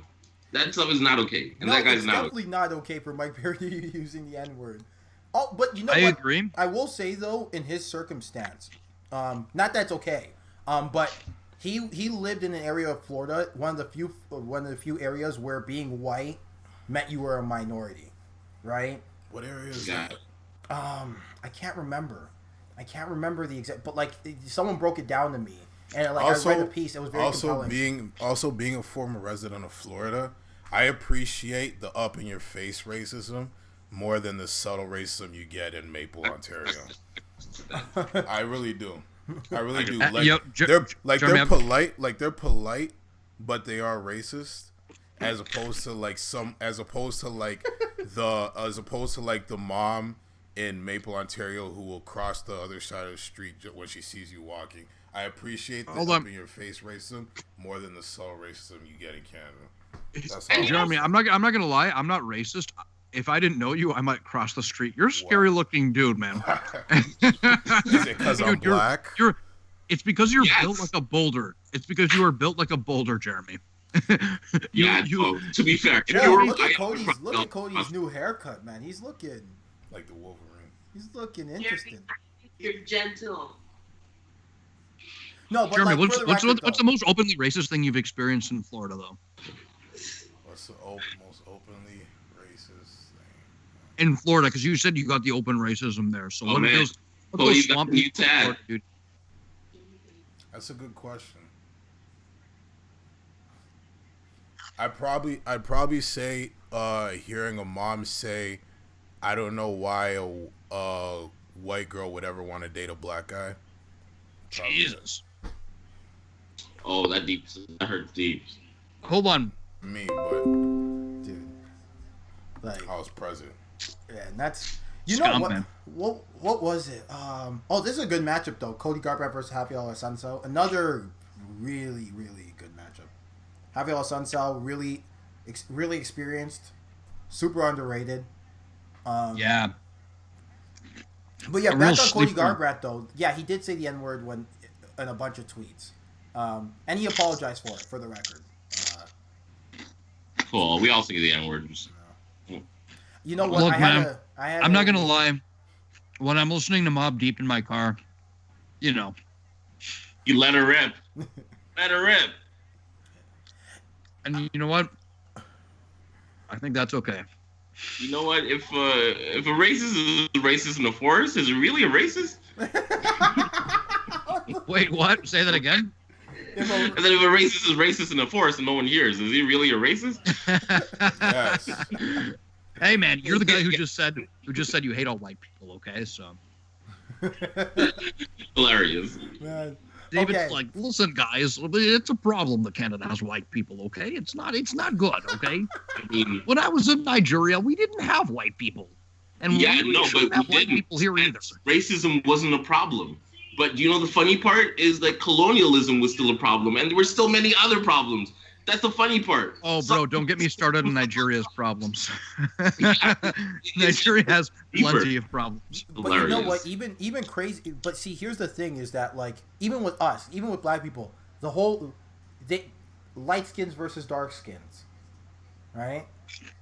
Yeah, but was handed down to us. No, that's the thing. No, but that's my. Wait, Cody Garbrandt's only 28 years old. Yeah, man. And wait, hold on. Rafael Assunção is only 5'5". Wait, Rafael Assunção looks taller than you? I never assumed he was 5'5.5". I'm like significantly taller than him. But here's the thing with Rafael Assunção is that like he always comes in good shape. You know what I'm saying? Good shape. Yeah. He always comes in good shape. And this is my whole thing with this whole like making weight thing is that Javier Assunção is a professional. He's a professional. You know what I'm saying? He cuts a lot of weight to get down and does it. Doesn't complain, right? Doesn't say, "Oh, I got cramps." Doesn't say, "Oh, you know the doctor." He comes in, makes the weight, right? Sure. Do the right thing. Because nothing pisses me off than guys who don't make weight. I'm sorry. I have to say Mike, I always say this. Speaking of systemic issues, cutting weight needs to die. Yeah. But once again, water weight? That's like but it's my point. Until we get to a point where, or until fighters get to a point where they feel like, actually, no, I don't feel like I need to have that physical advantage over, like, you know, in terms of height and reach over my opponent, and I'd rather be at like my best condition to fight, then why would it change? Why would stuff change? Well, because it's unsafe, right? Like it's you're dehydrating your brain before combat. Like you try and explain weight cutting to someone outside the sport or another fan of another sport would be like, it's ridiculous. The same thing. But the point, my thing is, the incentives are too, the rewards are too great. Keith Peterson. You know. David, you're still fighting people the same size as you. Everyone's doing it now. But you're incentivized to cut weight, though. Is my point. Yeah. No, you're not incentivized to cut weight. You're punished if you don't cut weight. By the way, Cody Garbrandt with a receding hairline. That's Cody Garbrandt's hairline is receding. What's the difference? Wait, how can you say you're not incentivized to cut weight, but you're punished if you don't? It's the same thing. You aren't rewarded for it, but you are you'll lose. Yeah, that's the same thing. You're not gaining an advantage by doing it. You're losing out if you don't. You're kind of keeping up with the Joneses. The same thing. You're kind of keeping up with the Joneses, and that's I guess it's semantics. It's semantics. At the end of the day, people cut weight so they don't get horribly outsized, right? That's guys. Meat chewing isn't obnoxious, is it? Right. I will say, look, even my last fight, like I've always said this. I am hilariously undersized for 85. Hilariously. Funnily enough, the 85ers that fought today in the undercard, they were like 5'10", which I think is about your height, right? So like you're strong enough to make it work too. Like in your last fight, regardless of the result, you were able to bully your opponent up against the fence pretty soundly. And he even said, like, I was not expecting him to be that strong. And when you fought in Ottawa, like your opponent, you were much taller than him. Like no, I bought 79 for that one though. That was the thing. Even but you're a strong guy, man. Don't undersell that part of your, like, you know, are no, I understand. Middleweights of your height. I'm not saying I can't make it work, but my point I'm trying to make is that like even me, where it's like secrets are kind of out already. I cut a lot of fucking weight to get to. Sorry, I swore. A lot of weight to get down to. Whoa. See, I cut a lot of weight to get down to 85. I cut a lot of weight to get down to 85. So even me, who does it, right, understands that, like, you know, the reason why I do it is so that I don't have to face 205ers at 5'10". Like, you gotta do what you gotta do, right? And you gotta be a professional about it. If you say you're gonna make a way, then make a way. You know how much weight I cut for my last fight? How much? 0. Yes, that's what I like to hear. You want to know how many times I got dropped in the first round? I saw that. Snap. I saw it. But I still won. Hey, I still won. We got that anaconda, baby. Right. I saw the fight. I was concerned. Yeah, man. Hey, like Jesus Christ himself, I came back to life and choked my opponent unconscious. Whoa. Sorry, I'm better than Jesus Jesus is because I black. actually exist. I existed. Jesus isn't black. He didn't exist, and if he did, he would be Middle Eastern. There we go. Or he's a man of color. Oh, Well, Sanso just missed. As am I, Jeremy. I'm a man of color as well. That was actually kind of funny. I like that one. That was actually pretty fun.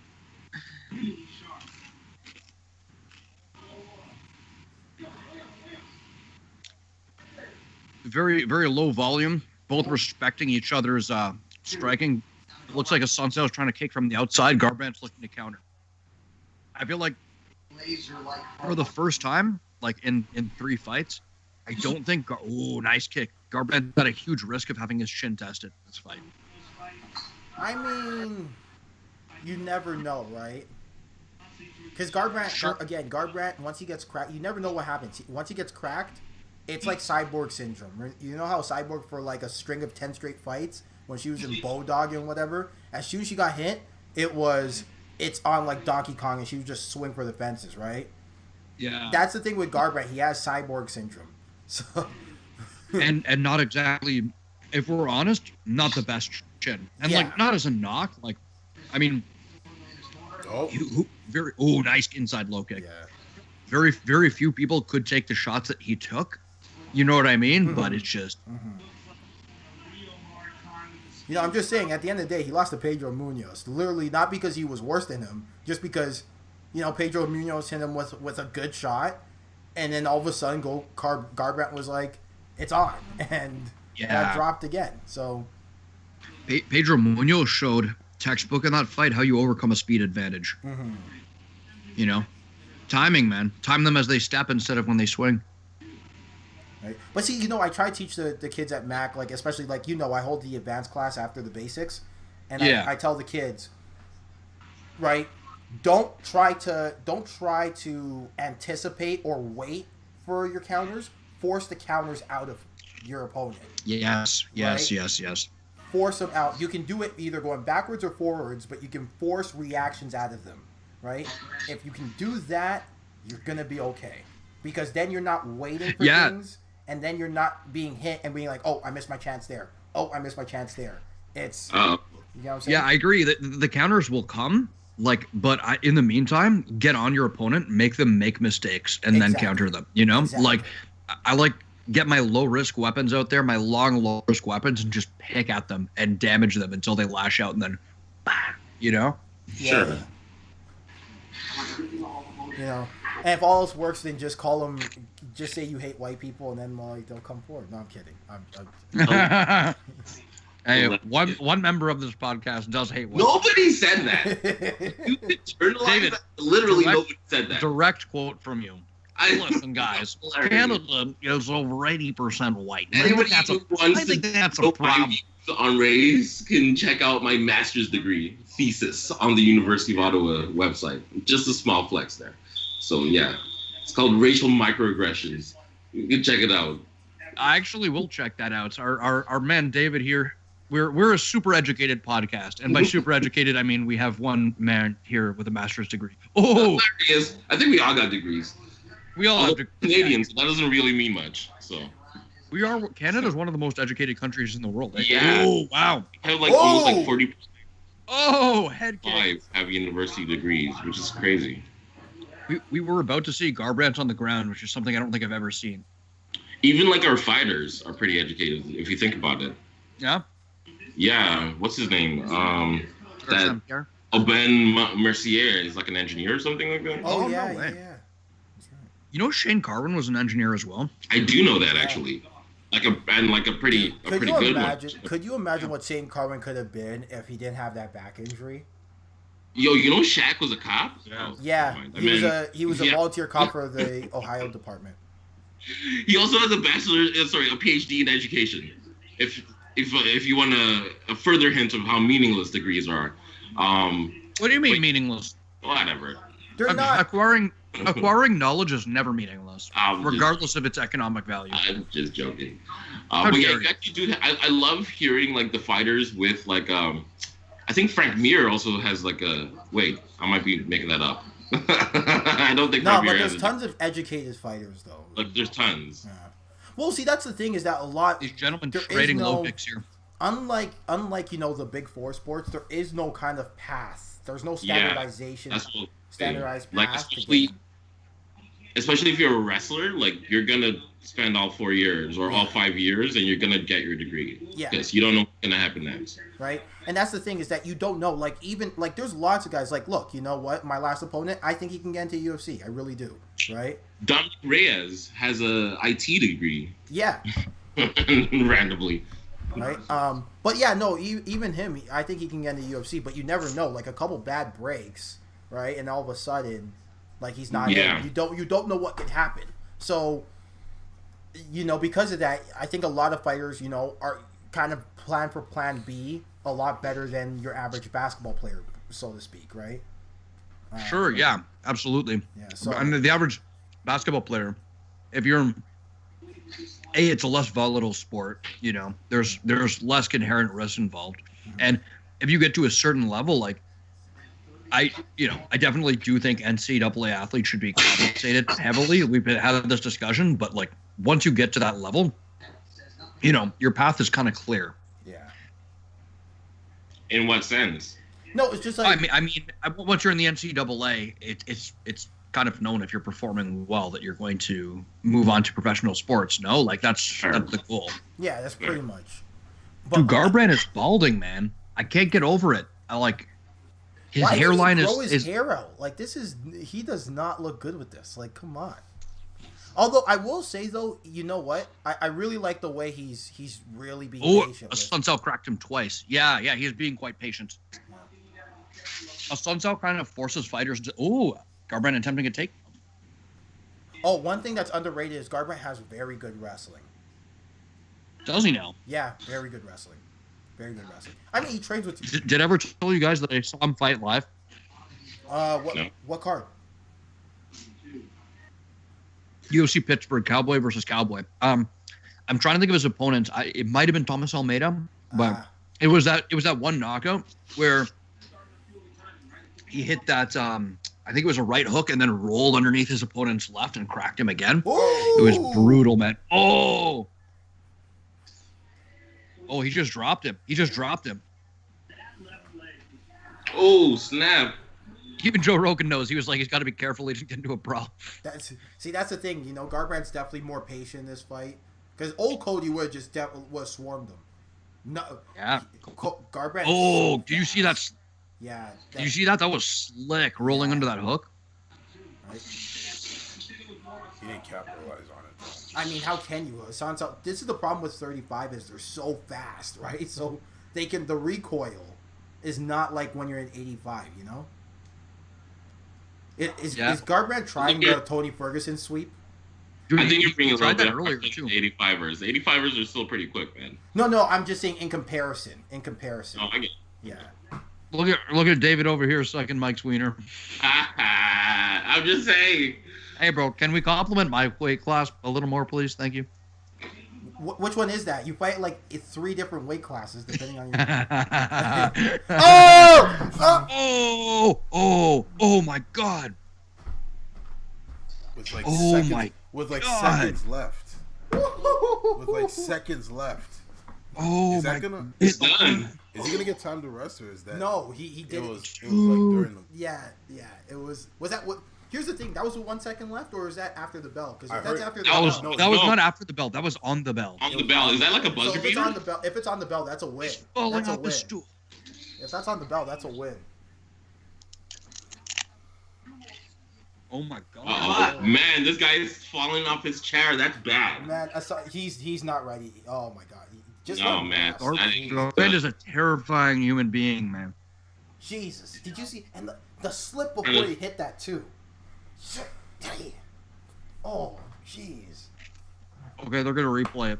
Man, that's nuts. Look at this slip. So look at the slip. So he slips, and then boom. Oh, that's what we dude, hands down, slips, comes back with that overhand. So look, so he slips that jab, and then boom. Wow, that's even before the bell too. Not even an overhand, just a classic right hook. Look at him. That is a really cheeky slip, and he didn't even slip anything. Like he just bent down. You know what? I wish my student, like one of my students, is watching this because I was trying to get her to understand this concept of if you slip, hit him with something hard, like.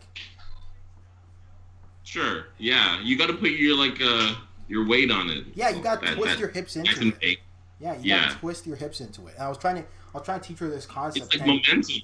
And she just wasn't getting it, and I wish I could just like kind of clip that and be like, "This is what I'm talking about," right? Because the way Cody just twisted his hips through that straight. I mean, maybe not as hands down as that to your student, but yes. No, but like that idea, make them pay, right? Hey guys, correct me if I'm wrong on this. Cody's just one of those guys. He just has this look in his eyes where you can tell he just. I'm sure he's a nice human being. I'm sure he's lovely. He just has this look in his eyes where you can tell he likes hurting people. You know? Yeah, he's a murderer. He's a murderer. Yeah, he's a murderer. Yeah, man, he's a nice guy. That story about him with that kid with cancer, I like that story. Yeah. Me too. Yeah, no, he's an absolute gentleman. It's just that you can tell that he's a savage at the same time, you know? Do you guys remember that story with him and David Teemer when Teemer goes, "Hey, take off your drawers. Take off your underwears, man.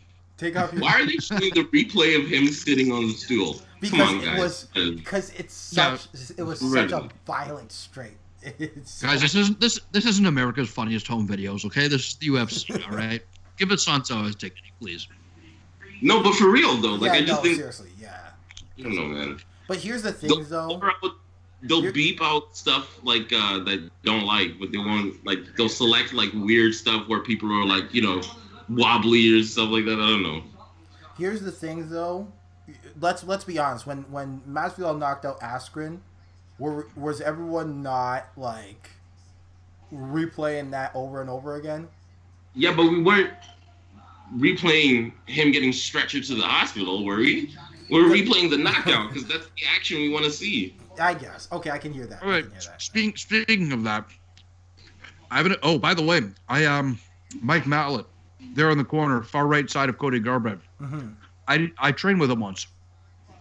Like, I didn't actually get to put in work with him, but my friend Max sparred with him. Oh, Max Lee? He gave into our UFC probably at some point. That guy's special, man. Sorry. Oh. But what was I gonna say? Not so controversial opinion. I wonder why people are so finicky about people holding submissions too long. Like Paul Harris got kicked out of the UFC for it. What's his name got kicked out of the UFC for it as well. Babalu, Renato Sobral, for holding that Darce choke too long. Mm-hmm. But nobody cares when somebody's unconscious and you punch them 5 or 6 times afterwards. Okay, but like with I guess with submissions, it's like you're actively going forward with it. Whereas with punching, it's different. Like, look, we can all agree when Paul Harris was holding on to heel hooks for too long, he was actively ignoring the tap, right? You know? Okay. What about a Dan Henderson Michael Bisping situation where Bisping clearly doesn't present a threat.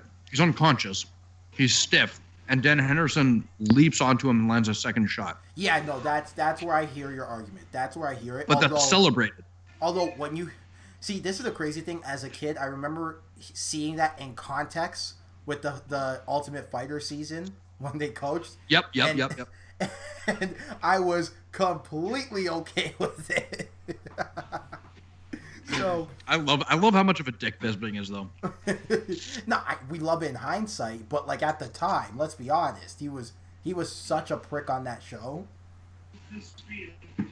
Oh, I loved it when he sprayed water in what's his name's face, DeMarcus Johnson's face. Yeah. That was hilarious. So So understanding that, right? But I think with Paul Harris and Sobral, right, with submissions, right, you're not in an elevated state of, you're not in the same elevated state of adrenaline, and I think that when you ignore the tap, it's a lot less justifiable than a guy who gets the knockout and gets the knockdown punch and is looking for a couple more punches to finish it, right? And doesn't realize the guy's out, right? So, I'd argue in the case of Paul Harris, some of them were egregious, right? Like the Jake Shields one, like the I'm trying to remember the name of the guy. It was the Thomas Traval one, right? Some of them are inexcusable, but some of them were just fear taps. The guys know this guy's a savage. And it's not as late as you'd expect. Some of them are like a second or two, you know? But guys just almost out of the fear of his reputation are tapping going crazy. You know what I mean? Yeah. I will say though, a lot of those ones were towards the end after the reputation. And so it's like the kid who does a bad thing and then is trying to change. Like, if you do a bad thing twice and on the third time there's a misunderstanding, people aren't going to believe you because you've already done the bad thing twice. You get what I'm saying? Yeah. Oh, yeah, of course. So, of course. With Paul Harris, it's like, even when Greg Hardy, right? Right? A lot of people won't give him the benefit of the doubt on misunderstandings. So... Paul Harris is also a notorious cheat, too, though. You know, raking the eyes of Jake Shields. Right? And let's call a buck a bug. He's probably okay with leaving the UFC. Like he's making a lot of money doing jiu-jitsu tournaments, you know.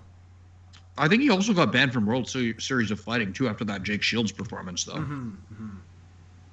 Ray Seffel was like, "You're gone." Ray Seffel said, "You're gone." So, by the way, very underrated man of MMA, Ray Seffel. No one talks about him. You ever seen his fight with Mark Hunt? No. It's ridiculous. They're literally smiling and literally just trading back and forth on the chin. Just bam, bam, just combinations back and forth. And then they're smiling and it's one of the craziest fights I've seen.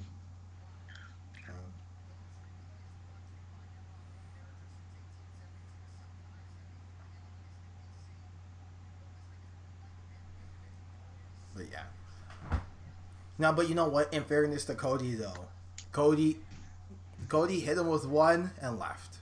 You know? He was like, all right.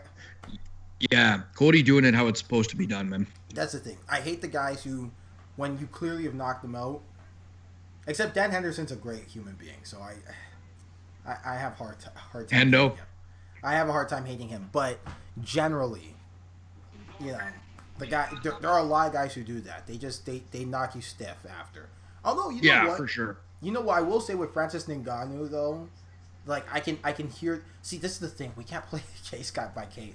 Case by case is so hard. But remember when Ngannou knocked the brakes off of Overeem, right? A lot of people forget.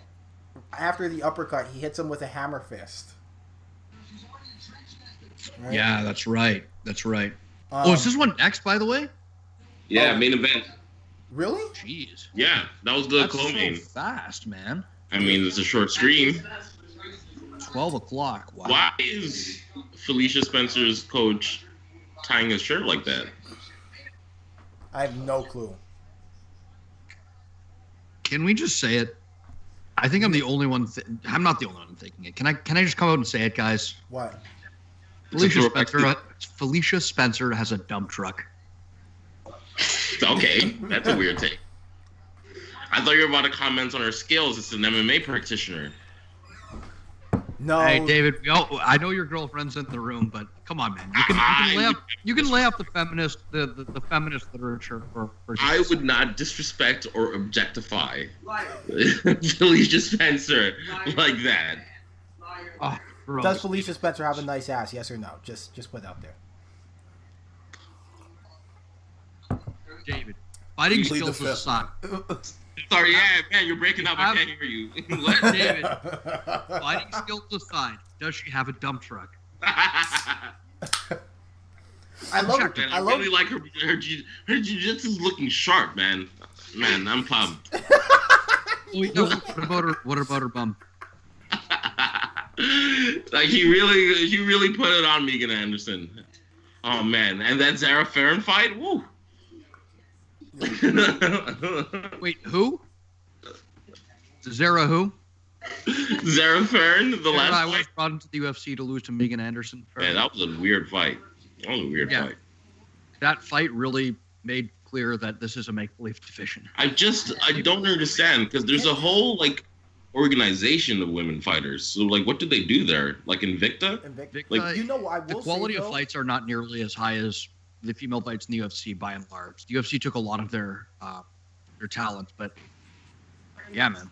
It's just 145 is not a well-populated weight class for women at the moment. You know what I will say, though? If Kayla Harrison can make 145, I know that's a tough ask, but if she can make 145, they have something.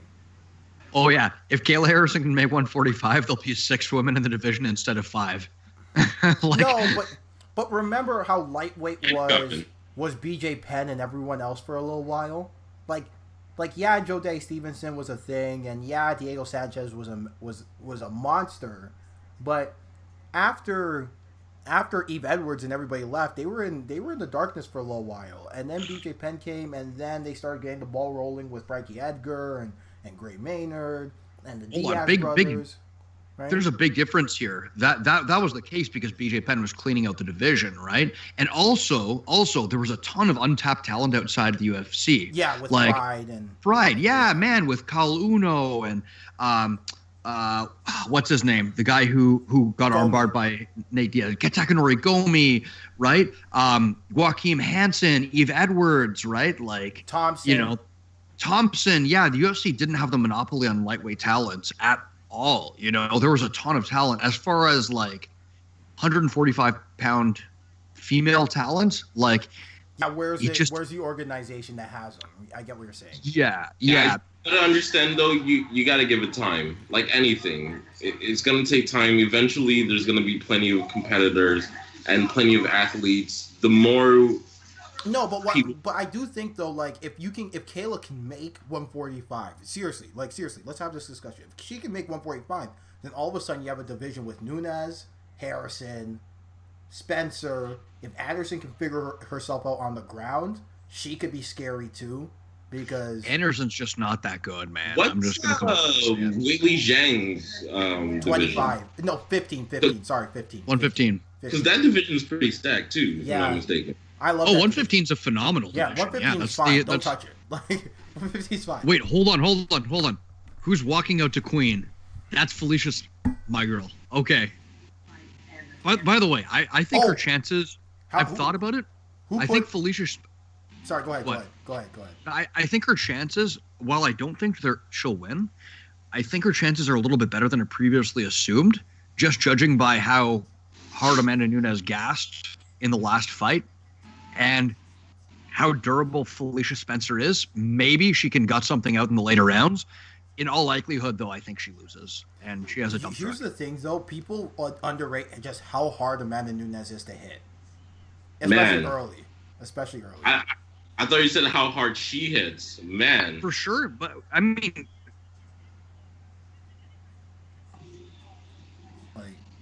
Sorry, what? Wait, what did you say, David? Oh, just saying, I mean how hard she hits. She hits so hard. Yeah, Amanda Nunes hits hard. Nunes? She's also one of the best at distance management. And we got to keep this in mind. Look, they're slow, and then there's Felicia Spencer. God bless her soul. Yeah, she's quite slow. Her best chance is smothering the power of Amanda Nunes and just... Yeah, I like I said, I think her chances are better than I assumed, but I don't think it's... Don't get me wrong. I put some shekels we the favorite's clear. Don't get me wrong. I put some shekels on Felicia Spencer, but Did you hear about that guy who put $1 million down on Amanda Nunes? Yeah. Do you think that's having the time of their life dancing? Look. All I'm saying is, here's how the betting lines when the preliminary started had Felicia Spencer at some insane number like plus 500. That's insanity. Okay. Ah, damn. Okay. I'd put a farthing on her. Sorry, what? A farthing. It's the currency within George Orwell's 1984. Oh. Oh, you thought I was being sexist? How dare you? I've read David's master's thesis, microaggressions for that ever again. I can't believe I said that out loud. I've read that his master's thesis, microaggressions against transracial, transgender, women of color in the United States. I really wish I wrote that. I really wish I wrote that. Imagine. D-U-T-T-Y. I'd be on CNN right now. How do you know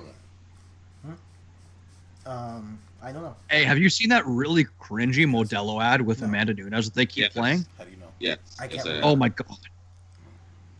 Honestly, guys, that Modelo ad makes me want to put my hand in a blender. It's so cringe. You know the one with two goats? The one where she's got two goats? No, it's the one where Amanda Nunes looks like she knows she's gonna win this fight. You can just see it in her eyes. Dude, here's the thing. She's being everybody. Right? I'm sorry, no, but continue. Go ahead about the Hey, she's crying, man. Oh, Nina Ansaroff is her girlfriend, by the way. I really like the way Nina Ansaroff. Yeah. They're having their first child soon, I believe. Yeah. Good luck. Respect. Yeah. But what were you saying about Modelo?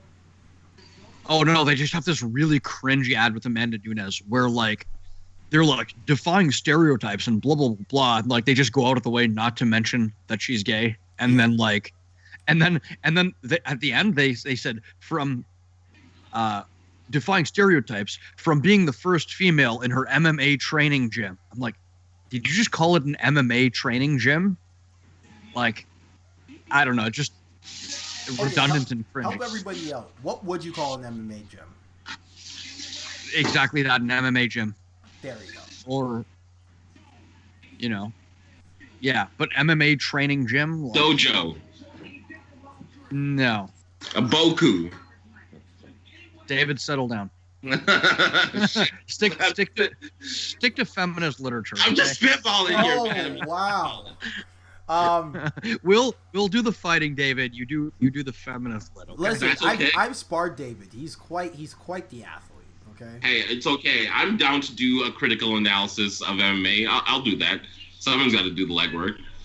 Critical analysis. Hey, I mean, they do say that. Damn it! What's that word?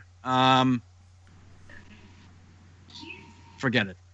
I'll think of it. This is what gin does to your brain, boys. Oh, that's what they're calling it nowadays, eh? Gin. What gin? I do like me some gin. I had a nice double shot earlier. Fair enough.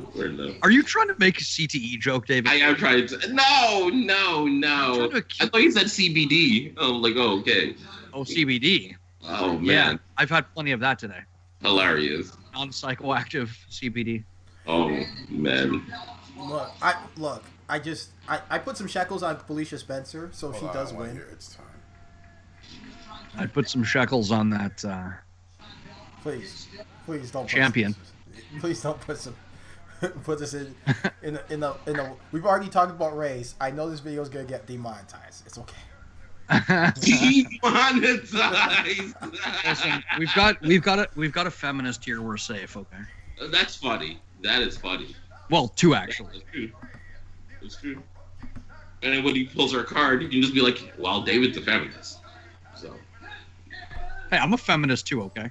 Hilarious. I think we're all deists. What, we respect women? Wow, racist. We respect women.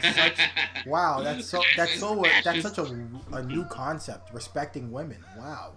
I mean, it's a new day. These ladies are late. Have you noticed not too many main events with women on them? In terms of not too many main events involving women. Recently. Well, there's fewer female divisions, right? But there's been a substantial amount of. I mean, when there's plenty headlined by Amanda Nunes, by Ronda Rousey. When Holly Holmes headlined a few. She was main eventing all the cards. Joanna versus Weili Zhang. That was a main event. It was a co-main. Was it co-main? Even like a lot of people Nunes forget because Cyborg. the next fight was such a dud. David, are you trying to shoehorn some obscure argument about sexism It's in MMA? not an obscure argument. It's a real fact. It's not. It has nothing to do with sexism, and it does have to do with sexism. But my point isn't that I'm with we're David on this terrible. one. I'm with David on this one. It definitely. The point isn't that we're terrible. Wait, hold on. So, do you think we should have 50% male and female main events in the UFC? No, that's not my point. Because then we'll get fights like next weekend headlining cards of Jessica I versus. You're No, yes, don't do that. Listen, that's yes, I'm straw manning you, Dave. Yeah, I was about to say, don't straw man him and don't be nuanced about it. Let's be honest, Well, right?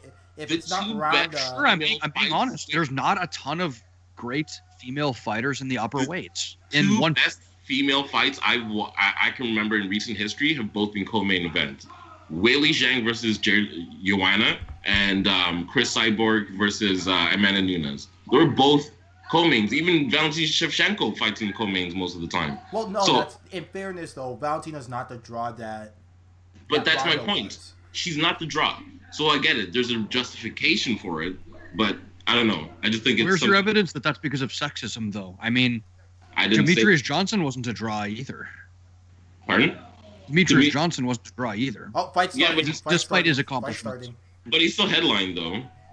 I guess he's too though. So. Man, I really hope Felicia wins though. I put some money on her. She's Canadian. Yeah, she's her Canadian girl, man. Yeah. She's got a dump truck. As much as I put some, but she's just like horribly slow. Like like lead in her ass slow. Like it's oh, she's got some lead in her ass. I bet. No, that's a legit expression for slowness. Like I'm not. Yeah, I'm sure it is. I'm not saying that like as unhook that wagon, son. That's what they say when you don't have any breakaway speed. Unhook that wagon, son. Yeah, it's a football term. Unhook that come on, wagon. I like that. Come on, let's be honest. That was so, that was Blagoy Ivanov like No, but she's like unafraid and she's oh, like I'll even be happy with her trying to put on a show.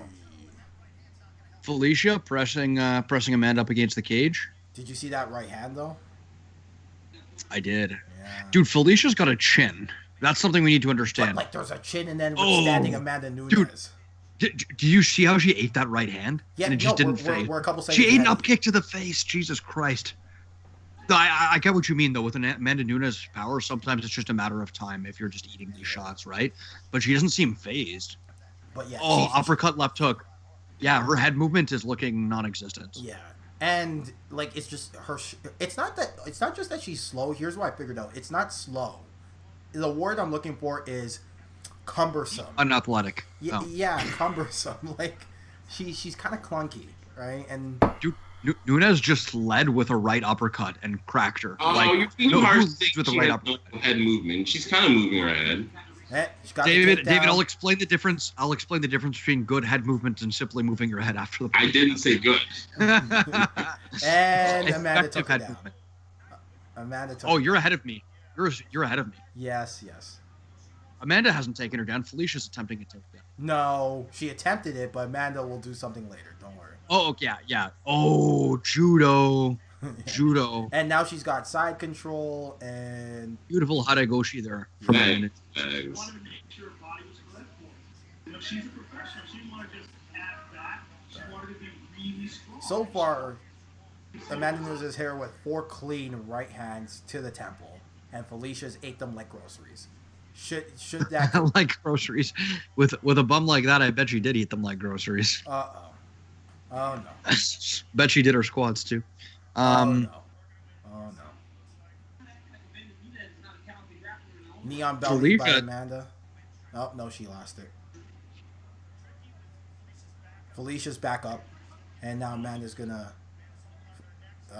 Where in Canada is Felicia Spencer from? She must be from out west. Yeah, probably BC. I know BC. They got good camps there. Felicia's trying to pro guard. Hey, shout out to my boy Paulie Fish from BC. That guy's a legit killer. Yeah. Oh. No, Felicia was able to force her back into that guard. Man, Amanda's playing a dangerous game by playing in her guard too much, to be honest. I think Felicia's got probably the best jiu-jitsu game. At women's 145? I would add 35 in there, too. She's being compared to the likes of Megan Anderson, man. But I would put 35 in there, too. I think she's the best pure jiu-jitsu girl in 45 and 35. At 35, you think she's better than Juliana Pena? Yeah. Better than Valentina? That's tough. No, but right? Valentina's not 35 anymore. Well, but she's competing. She's competing elbows there, from the top by Amanda. Yeah. Dude, Amanda's doing well from here. She doesn't look. Yeah, Felicia's not really troubling her. She looks like she's trying to pull deep half, maybe, but not really effective. Oh. Did your stream also cack? No, my opinion on deep half guard in MMA is don't do it. Oh, there it is. Now it's being a Gatso cam refreshing. Yeah, guys, my opinion on deep half guard in MMA is don't do it. Because, well, first off, the Darce is right there. And as is the brain trauma. Yeah. Just right. I'm Michael Jordan. Stop it. Get some help. Like let's forget about for a second. Let's forget about the brain trauma. First off, the Darce is right there, so you have to be very careful when you do it. You can't just be doing it willy nilly. Damn, Amanda cracked her with a couple of elbows. People will bring up the examples of Fabricio Verdum and Nogueira play it well, when you've got a chin like Nogueira, go right ahead. And also, those are some of the biggest pioneers in jiu-jitsu history. Let's calm. Big elbow. Yeah. Calm yourself. Nogueira also used wrist grip for the majority of his career in guard, which is a big no-no. Right. But hey, he was strong enough to do it, right? Yeah. He had a combination of just ridiculous grip strength and a chin that, eventually gave out on him, but was legendary. Man. Hey, I gotta say, I'm impressed with Felicia's chin. Yeah, and nothing else. And nothing, yeah. And nothing else. So it's a good way of saying she got her anus whooped. Her large, bountiful anus. Listen, can we get off her bum, please? I'd like to get on it, to be honest. Okay, that's it. I set you up. That's David's over here convulsing and feminist.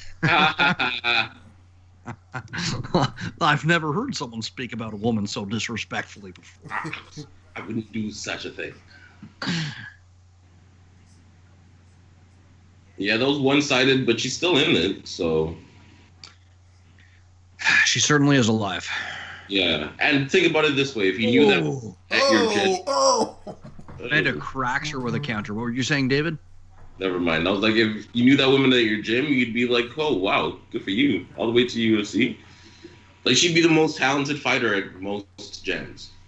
Who, Felicia? Yeah. Not on the feet, though. No comment. Maybe not on the feet. But did you see her spinning? Oh. Dude, that slow Superman punch, and she just gets cracked with that straight. Man, Amanda's just hanging back and waiting for Felicia to just... Oh, Amanda's smiling, man.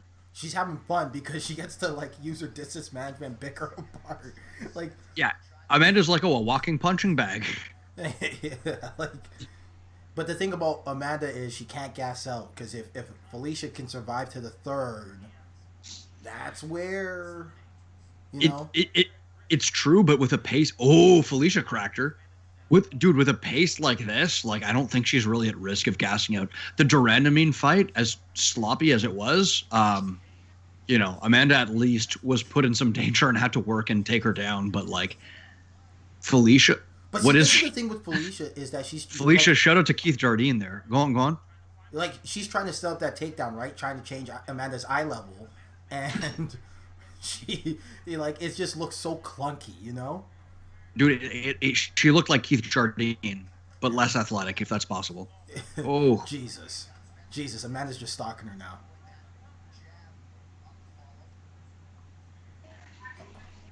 Yeah, anyone else want to join me on the senselessness of the 145-pound division.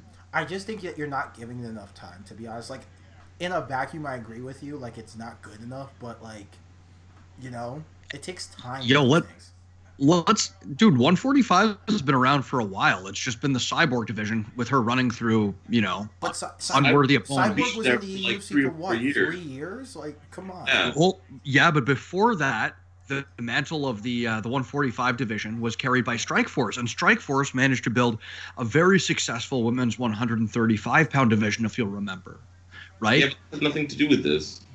Yeah. It has everything to do with this. I think organization in a different. So we're talking about another organization, another division in a different point in time. No, that's exactly my point. Like, if anything, Strikeforce had a harder task in that, they didn't have as many eyes on them as the UFC, yet they were able to build legitimate superstars in Ronda Rousey and Miesha Tate, right? In an era when MMA was less mainstream. In 35, though, when the average, according to statistical, the average size for a woman is 135. So, and that's my point.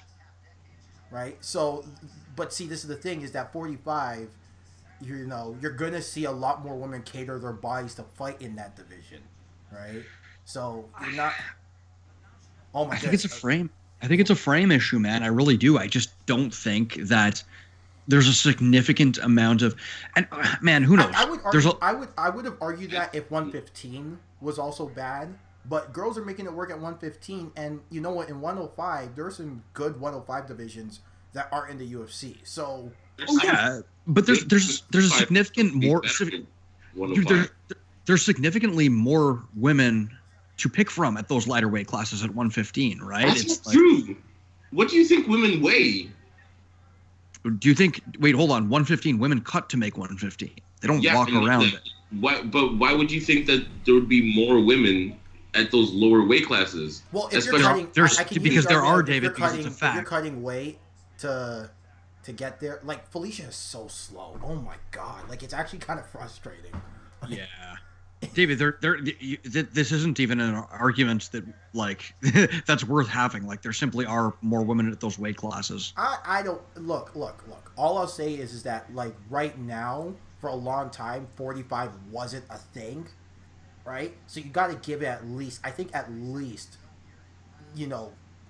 3 to 5 years for it to develop into something, because 45, even 55 right now, you're seeing an Invicta, like with Kayla, is starting to get built up a little bit. Amanda Nunes. Kayla Harrison's not an Invicta, by the way. She's in World Series of Fighting. Thank you. Sorry. Why did I say that? But, like, in World Series of Fighting. Amanda Nunes? Like 5'9"? Yeah. Somewhere around there. Amanda is cracking her, man. But I think Amanda cuts from, like, what, 160 something to get there? Yeah, like, I mean, I just don't understand why. So there's no women taller than 5'9" who want to do athletics? Athletics is one thing, David, but, I mean... It takes a very special person to want to fight, though. Yeah, look, being quite honest, like, there's, even just with athletes, there are fewer female athletes than male athletes. We can get into the reasons why, but as far as fighters as well, there's significantly fewer female athletes that want to get into fighting. It's growing, though. That's the thing, though. That's my point. It's growing. I always think there will be fewer females who want to get into fighting. Like, there's there's barriers to entry, one, right, and two, like, I don't mean this in a sexist way, but I think that fewer women are just crazy in that way. Like, you've got to be a little bit crazy to fight. I strongly disagree. I disagree. Women are crazy, and you should know this. Women are crazy, but not in the. Women are not. Fewer women are crazy in the sense that to fight for a living. I disagree with that. I think very much respect to the ones I don't think that's a thing. If women are willing to take their clothes off in a cage for money, why would they not jump in a cage to fight for money? Like, that is a bizarre. And also comparing apples to oranges. Wait, do you really think that MMA fighters are all of a sudden like have some divine like toughness that only a certain like special no one said toughness. Okay, so toughness is one component of it, but I never said toughness. It's just the willingness to big shot. Jesus, Amanda's having fun. Dude, Oh my God. Amanda's having fun out there now. This is a look. I'm gonna be honest. I would, David. I would chalk it up to stupidity. Like, to be quite honest, like, not stupidity necessarily, but maybe a risk aversion. Like, women tend to be more risk averse than men, and honestly, it's smarter. Like, to not put yourself on the line for the sake of, oh my God, her shot was so slow. I just think it's so you're killing me, Felicia. You're killing me, man. Was I not? This is exactly the point I was trying to make. They're slow, and then there's Felicia Spencer. No. Dude, did you see how slow that single leg was? You're killing me. It's not that I disagree with you that there's less talent in the upper weight classes of women. I just think it's a relatively new sport. So there hasn't been time for people to. Sorry, did you guys see that? That's a bad decision on Herb Dean's part. Felicia just bought herself not being stopped. I get what you're saying, but at the same time, her mouth guard just fell. Like, yeah, man, but that fight was about to be finished. I know, but it's the mouth guard fell. Like, you have to do something about that. There's no discussion. No, usually the referee will wait for a break in the action, right? I guess, but technically speaking, you can make an argument that was the break. Although,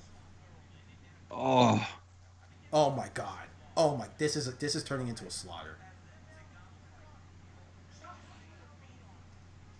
Dude, this is honestly this is like watching Cyborg versus. Sorry, guys, this is not that one side. I mean, she's getting beat up. Don't get me wrong, but she's still in this fight. You know, David, what fight? Wait, hold on. What fight are you watching? Hold on a second. Are you? Okay. I'm just focusing on the fight. Then I'm turning you guys up, and then when was the last?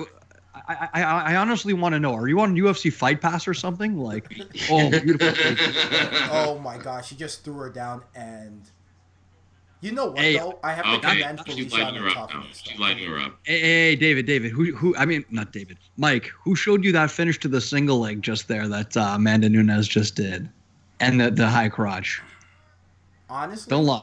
Honestly, truth be told. Come on. Truth be told. My sensei in Taekwondo when I was in grade 6. Oh, get out of my. You know what? You know what, bro? You've hurt and offended me, and nice. Oh my lord! It's the thing is, David might be right that Felicia might have gotten some good shots in, but the problem is they're coming at such a slow pace. They're coming at such a slow pace that she's getting outstruck and she is getting beat, but it's not the domination. I'm seeing Felicia. It is dominant, dude. I'm seeing Felicia. It's not the domination you guys are painting it out to be. No, Felicia's swinging at air, man. Way more one-sided. Way more one-sided. Okay, no, look. I'll admit, it's not as. It's definitely. I'll say it like this. There's definitely been a couple 10-8 rounds. Okay. Yeah. Sure. I'll say it like Felicia's swinging at air, man.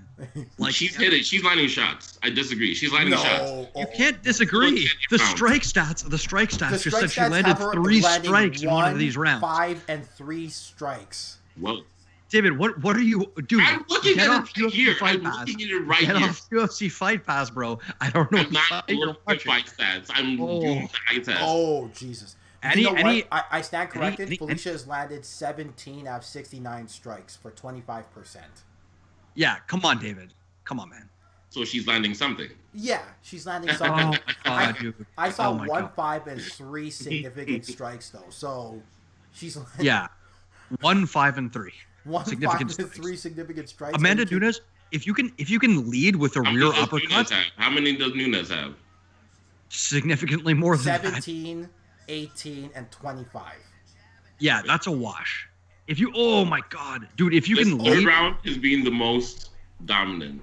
If you can lead with a rear uppercut and connect, your opponent is not in your. Stop, man! Stop. I don't know about that. I don't know about that. Some guys just come on, man. Some people just have good. I get it. Nunes is way more. I need to maybe.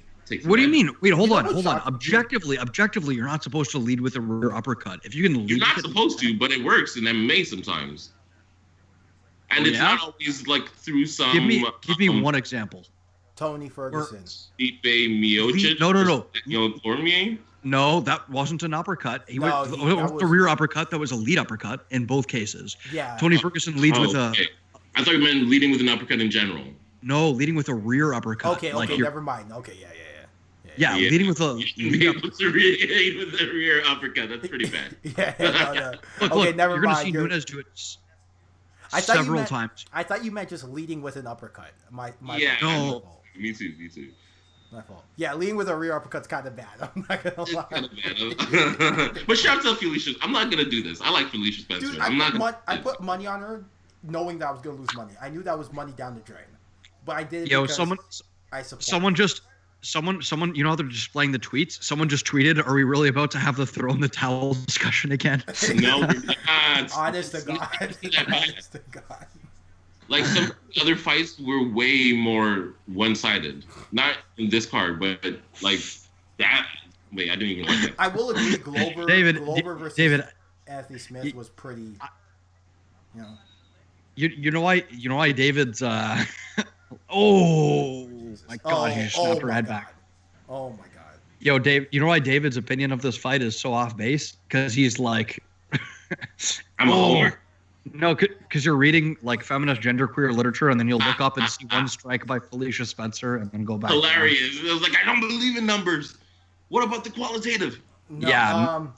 I will say this. Numbers are just a construct of the patriarchy. The one thing that that's shocking me about this fight though is Amanda is just so much more stronger than Felicia too. Like it's not just the striking. She's just so much stronger than she is. You know. Like just, I agree. Look at that takedown. That's a bad shot. Even just I expected a power differential, right, in the striking, but yeah, every time Felicia's managed to get into a clinch with her, Amanda's just pushing her off nonchalantly. Yeah, she's just she's just so much stronger, which is weird because Felicia typically has the strength advantage in her fights, right? So. Well, yeah, and she's fighting, that lady whose name I forgot that Mike brought up earlier. Megan Anderson. No, not her. The other one. The that was French lady. Sarah Farron. Zara. Yeah. Yeah, that poor woman who was brought in to lose to Megan Anderson. Oh, Amanda just cracked her with an elbow. With a rising elbow. Yeah. Excellent strike. I love that elbow. Like I've been trying to work on that leg. Oh yeah. Dude, it worked to counter a pressure fighter. Yeah. They just run themselves right onto it. Yeah. Man, you know what though? I really. Hey, I wanted to ask you guys, especially, do you think it's cultural appropriation that both of these women have their hair braided? No, utility. Like cornrows. And it's not only utility, but also the UFC actually hires black women to braid there. So they actually have official braiders in the back, if I'm not mistaken. Yeah. I don't believe in cultural appropriation. I was just, throwing that out there as a joke. There's definitely there's definitely cultural appropriation. But we're not about to have this discussion. This is not definitely cultural appropriation. This is not a case. I don't think it's appropriate if you're hiring black women though, because you're. Look. I think there is such a thing though. Here's the thing though. I think there is such a thing as cultural appropriation done right, though. That's a thing. Like. Yeah, it's called, dude. If you see something that's useful or in a sense, borrowing something from another culture is veneration. And if we try and draw the lines between this came from that culture, this came from that culture, I think it's going to set us back to civilization. There are times where people don't treat it with the respect it deserves, or just kind of like, what I'm saying? Exploits. Yeah, they exploit it, right? And that's the kind of cultural appropriation that people get mad at, right? But there are ways to do it where you, again, borrow from a culture, treat it with respect, don't exploit the people who do it, and... is it cultural appropriation? Yeah, but it's not done with the. Well, it's not negative at that point. Like exactly. if I were to wear one of those colorful African shirts, would you guys get offended? It depends why you're doing it. Are you doing it for a joke? No, I like the shirt. No, that's exactly the point, right? But if you treat it, exactly. But see, this is the thing: is that cultural appropriation is not. I don't think cultural appropriation is inherently a negative term. It's how you do it, and that's why it's become negative. Right? Like, it is an inherently negative term though, because it's a term used to describe like No, when you're say stealing inherent, from my culture, right? No, when you say inherent, oh my God, Felicia just got cracked hard. Oh, and now Amanda's opening up the clip with 30 seconds left. Okay, but. Oh, so you guys are like 30 seconds in front of me. Yeah. Oh my! This Superman punch that Felicia likes to land is not working for her. This is one of those. This is oh getting my ugly. God. Let's stop this. Need to stop this. This is one of those cases where it's like she doesn't have to be unconscious for you to stop it. If it's not competitive, just end the fight. She's gonna tap her out. 3, 2, 1. Like it's not competitive. There's no point. I don't see Felicia Spencer being able to finish Amanda Nunes. You know what though? If I'm the corner, look at that hematoma. Look at that hematoma on her forehead. If I'm Sorry, the corner, I seriously consider stopping the fight. Yeah. Yeah. You got to know your fighter, man, and. Yeah. Oh yeah. You know what? You see that hematoma? Throw it in. David's still arguing, like, I don't know, man. I think that Holly Holm has a chance here. It's like, David, what fight are you watching? Get off Dave's back, bro. I'm sorry, man. I gotta, yeah, David's my target. Usually Jeremy's my target, but. No, that was really funny. Man, yeah, I'm just preaching the end of the round, so I'm like way behind. But yeah, this fight is over. This. Oh, that's a nasty hematoma too. Oh man. Rude. Her nose is swollen as well. Oh my hold on though. It's like I don't know what they've done between the rounds though. It's kind of swollen less. Talking about me being your target, don't push your luck. I could tear that haircut apart for days, bro. Hey man, I know my haircut sucks. I did it myself, okay?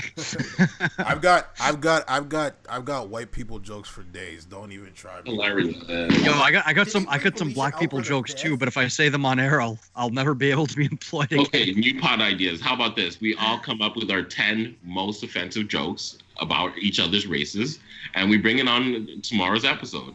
Also, Jeremy, if you're gonna make racist jokes about me, it's gotta be specific. Oh, it's gotta be specifically against Italians. God! Oh my God! Okay, you can make fun of our beautiful women. You can make fun of our fast cars, our delicious food, anything you want. It's all on the table.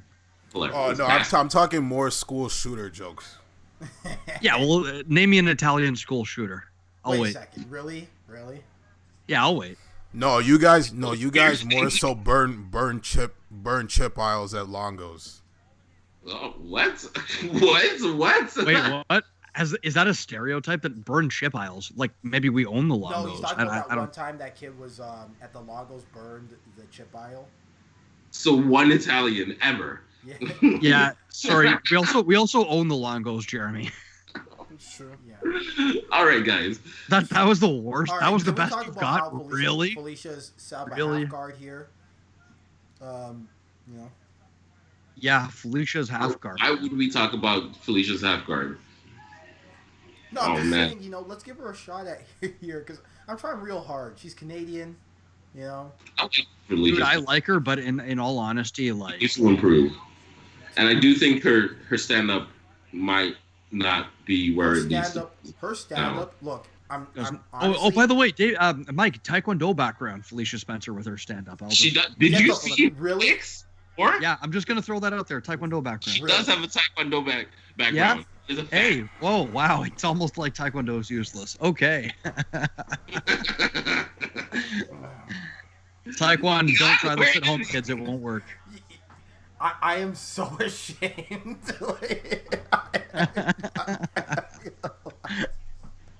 I'm actually legitimately ashamed. No offense, Felicia. If you're watching this, I love you, but like. When she was hitting the pads, her kick looked really smooth for what it's worth. You know what the thing is though? Like I think honestly though, let's be honest with each other. She's a 35er. Who, Felicia? Yeah. No, and this is my point. There's some women that are just built like that. No. Yeah. I mean in the sense that like if you were to. You wouldn't call like Aaliyah Latifi a middleweight. Exactly, or like a Mark Hunt, right? Like Mark Hunt, maybe like 5'10". Okay, no, okay, fine. And he may look a little chunky. I'll concede. And that was my original point. It's not that it's not that there aren't big women. It's that big women don't fight. One day, big women will fight for money. Well, big women. No, hold on. I'm with you're making you, it. You're making it David, seem like there's going to be a BBW division the way you're framing. Man, I would love that. Of course you would. You're black. Heavyweight black. women's Of course you division. love that. Listen. Gabby Garcia? Let's be honest. You can pay Let's me to be watch that? honest. Did you just miss my? Did you just miss my racist joke? I did. I said, of course you'd love that. You're black. Hilarious. White women BBW, love BBWs as well. Confirmed by the internet. My point is that imagine Gabby Garcia or something like that. Like that would be. Can I remind everyone we're a Christian podcast? Let's okay, dude. Gabby Garcia. Let's remember the level of competition she's facing in Risen.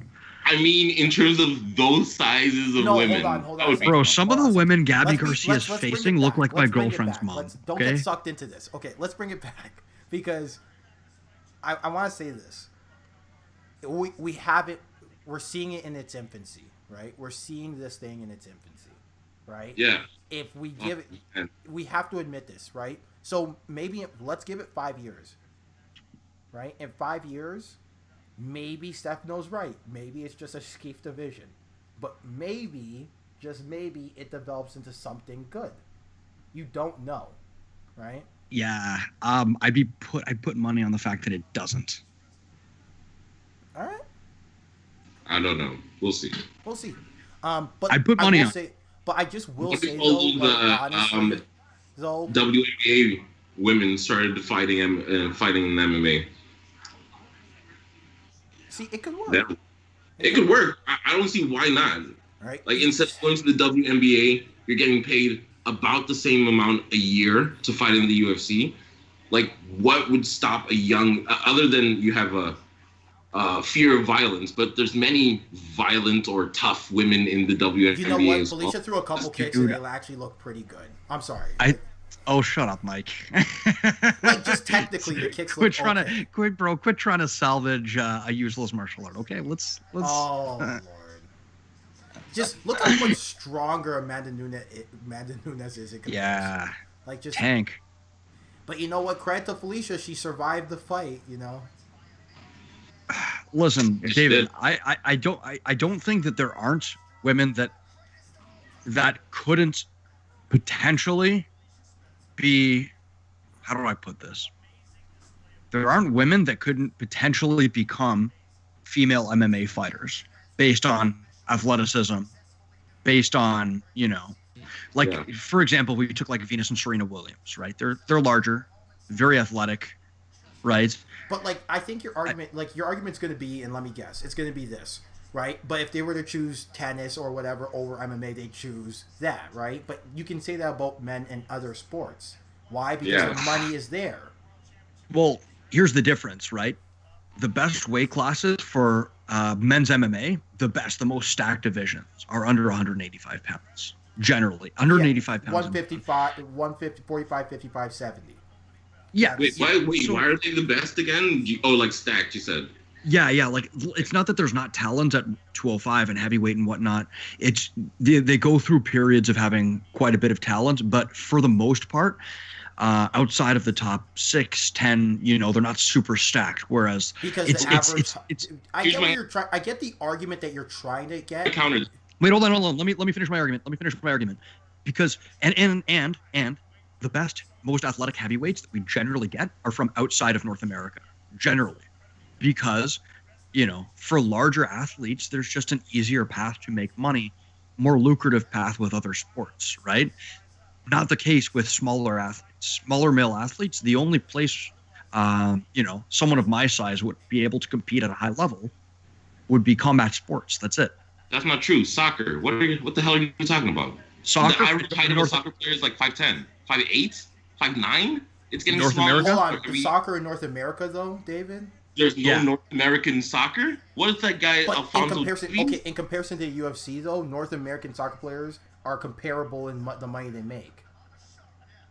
It's a comparison. So, therefore, that's not... I will say this, though. The average weight, size and weight for a man is what? 5'10", 185?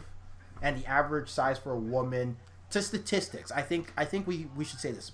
based on statistics, is 5'5", 140-ish. So 145. Hold on, let's look this up. Are we looking? Yeah, let's just look this up. Are we saying North America? North America? So, yeah, North America. Fine, let's go North America. By the way, Amanda Nunes won the fight. So. Well, duh. No, yeah. But shouts out Felicia Spencer though. Dude, but you know the thing is though. Let's be honest though. Felicia looked very, very slow, right? And so what I'm saying is that if she were to, Hey, average height of a female in North America is 5'3.5". And weight. Now let's look up weight. America. 155. Ooh, okay, and it says the average weight, U.S. The average weight of women is 170.5. But let's keep in mind that there is an obesity epidemic in the United States, which is going to skew that in a higher direction, right? But yeah. But the point I'm trying to, the point that we're trying to make is, if our average female is 5'3", 170, then we got a problem in the United States. No, I see where Stefano's coming from, but I just think that as this sport gets bigger, I think that's wrong with David, right? There's going to be more money and more athletes are going to be incentivized to fight instead of do something else because there's just more money. Time will tell, right? More boxers, heavyweight boxers, who have always been the biggest draws up until Mayweather, obviously. They will go into mixed martial arts and other sports too. Football, like who are the biggest heavyweights now? Most of them come from football.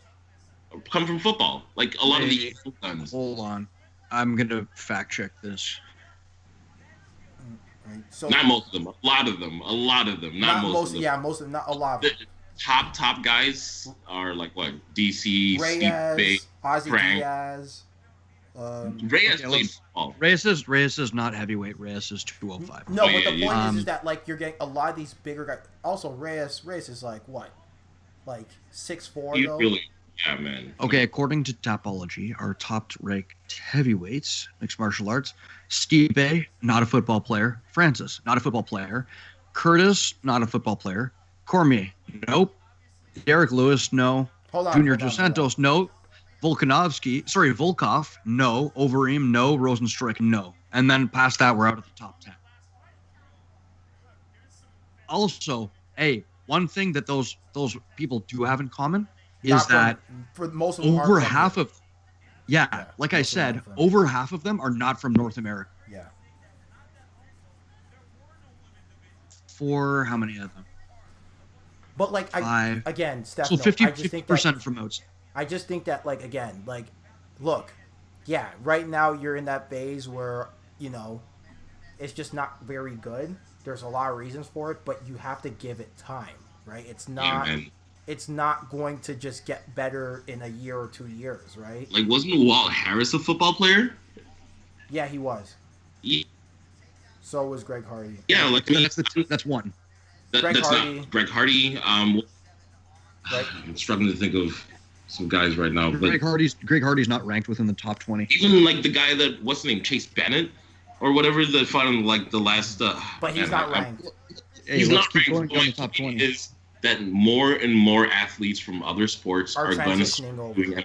Yeah, and right now, I disagree with you. The money's not there in MMA right now.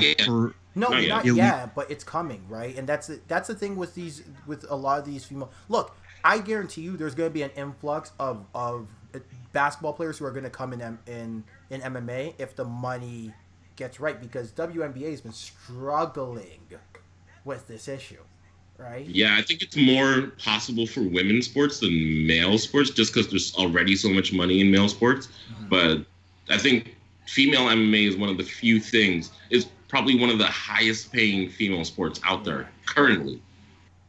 David, weren't you saying that it was sexist though, female MMA? I didn't say it was perfect. I didn't say that it didn't have some positive. Again, nuance is very important. Nuance is important. Yeah, if you're a football player transitioning to mixed martial arts and boxing and Muay Thai, you're gonna have an advantage because you have leg strength. There's an emphasis in leg strength when it comes to training for football in the weight room. There's an emphasis in explosiveness, and also you just tend to be more explosive, more stronger. So, like, you're gonna have an advantage when it comes to the athletic part of it. But the problem is that not very many are transitioning because there's not enough There's money. no money, Yeah, exactly. The best athletes play different sports. Right? Bring the money. The best wait, hold on. I'd like to correct that. The best heavier athletes play other sports. No, the best athletes, period. Like there's Olympic sports and stuff. And listen, hold on.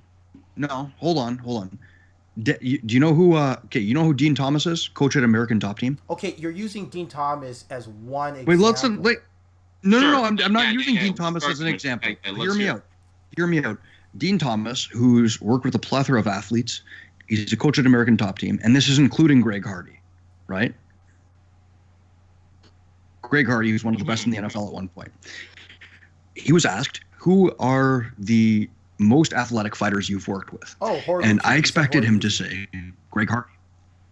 What's that? He said Horiguchi. Yeah, he said tied for first is Tyron Woodley and Kyoji Horiguchi, both lighter weight athletes. Okay. So I mean, but Tyron Woodley, in fairness to Tyron Woodley, that's an expert opinion. Okay, it's one guy's opinion. One expert's opinion. But in fairness, what expert opinions are you bringing? I can bring some expert opinions. No, but in fairness to Tyron Woodley, hold on. In fairness to Tyron Woodley cuts a long way to get to 170, and if he wanted to fill his frame up, he could, right? I don't know what that has to do with. Tyron Woodley wouldn't be, he doesn't have the build of an NFL lineman though. He's not that big. No, but he does have the build of an NFL running back. He does have the build of an NFL running back. At 5'8"? Yes, because that's the average height of an NFL running back. Are you kidding me? Yeah, they're pretty small nowadays. What? Like but you Ray also Rice is like five. Ray Rice was 5'6". Like Adrian Peterson's like the tallest one, and he's like barely touching 6 feet. So I don't understand this whole football is not a very what's that guy's name? Isn't like Saquon Barkley like 6'4"? The average height of an NFL running back is 5'11". Okay, again, that's still shorter than. Okay, hold on a second. Since 1911, so they're taking since 1990, so they're taking into account data since 1990 until now. So you're telling me that because Tyron Woodley is literally 2 inches under, he can't be an NFL running back? That's what you're explaining to me right now, because that's not. Come on. 216? Do you think he gets as high as 216? Maybe. Yeah. That's very in the reason. Dude, I could get to 216 just for fun. Oh, okay. Here's another. Well, 216, but you'd also be like, I guess you'd be fairly in shape at 216. But okay, here's another kind of counterpoint I'd like to bring to that. MMA is not necessarily all about athleticism. No. Like athleticism, I don't think is the number one thing. And like a couple of points of evidence for that. Your athletic peak is when? Like 28. Depends. On who you are. It depends on the sport you're playing. The age of a mixed martial arts champion.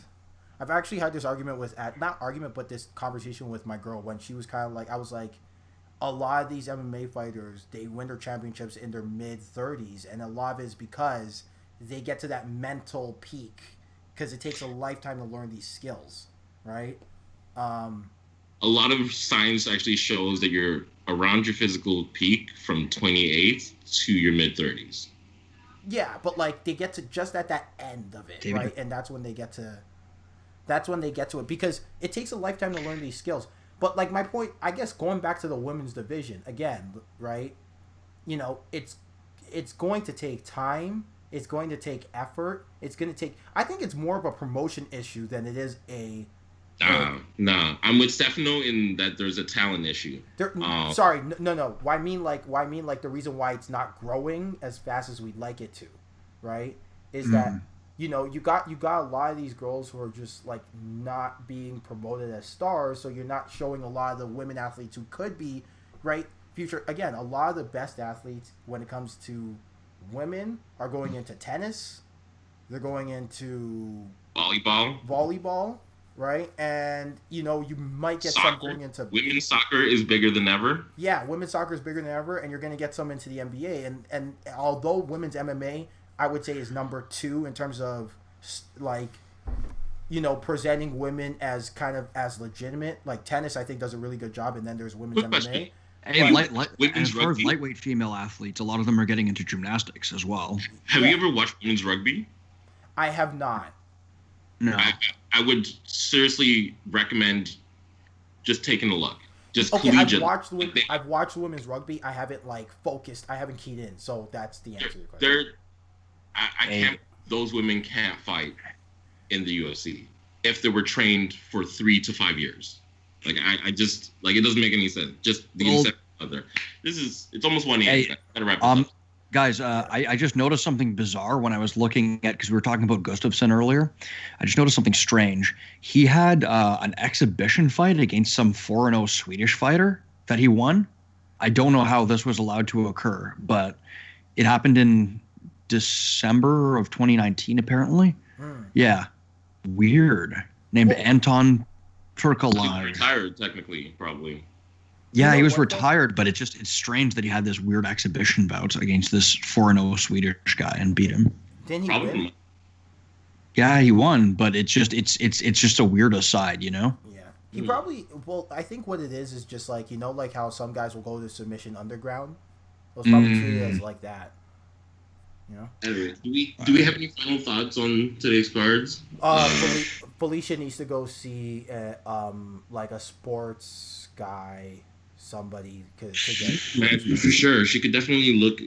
She needs to find somebody who's gonna work on her explosion. Who's gonna some box jumps.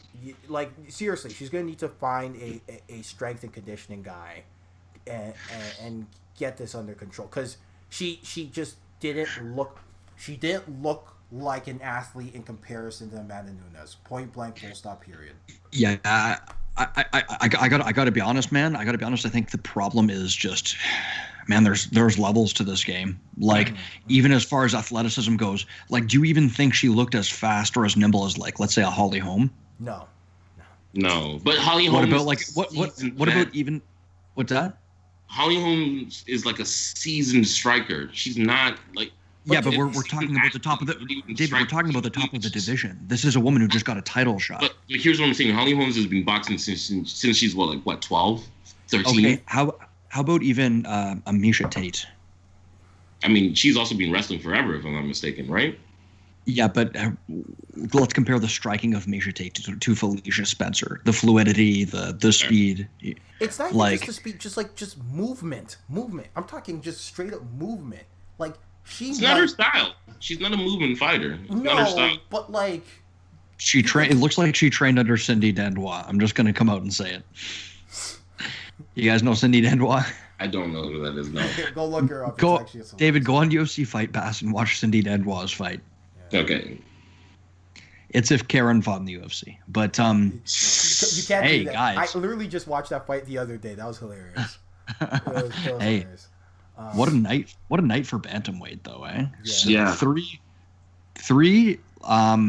big results, three big finishes, decisive in Garbrandt, Aljo with that beautiful rear naked, and the O'Malley fight, which I actually missed. O'Malley, I'm hyped for. He's gonna be a problem for a lot of guys in that division. He's tall, he's long, and he can hit. An excellent step back counter, yeah. Sure. And he's so fluid too. That's the thing. And I feel like there's a lot of pressure fighters, and people seem to love them a little bit more because they're action fighters. But he seems all action while still being patient and almost I don't want to say counter, but because he's still initiates, but almost he initiates to make you react until he can actually find a good shot. So yeah.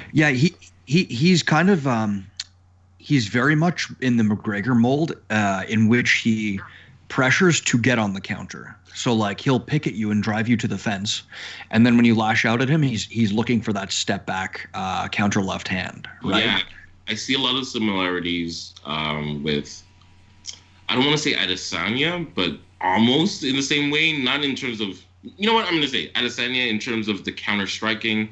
Another person who reminded me of that a little bit is Edmund Shabazian as well. I don't know why, but for some reason they just seem part of that new crop of guys who are just really good at picking the shots. And yeah, I respect that. It's pretty cool. Geez, guys, I didn't notice this because I didn't see these fights on the prelims and early prelims, but Evan Dunham getting submitted in the first round, and Jussier for a minute in. Literally a minute in. Herbert Burns wasn't wasting time. And Jussier Formiga, perennial contender at 125, getting knocked out by Alex Perez. Leg kick. Yeah. Leg kick? Yeah. Shout out to our podcast, man. Yeah. Isn't it crazy how since we created this podcast, like there was 4 leg kick TKO since?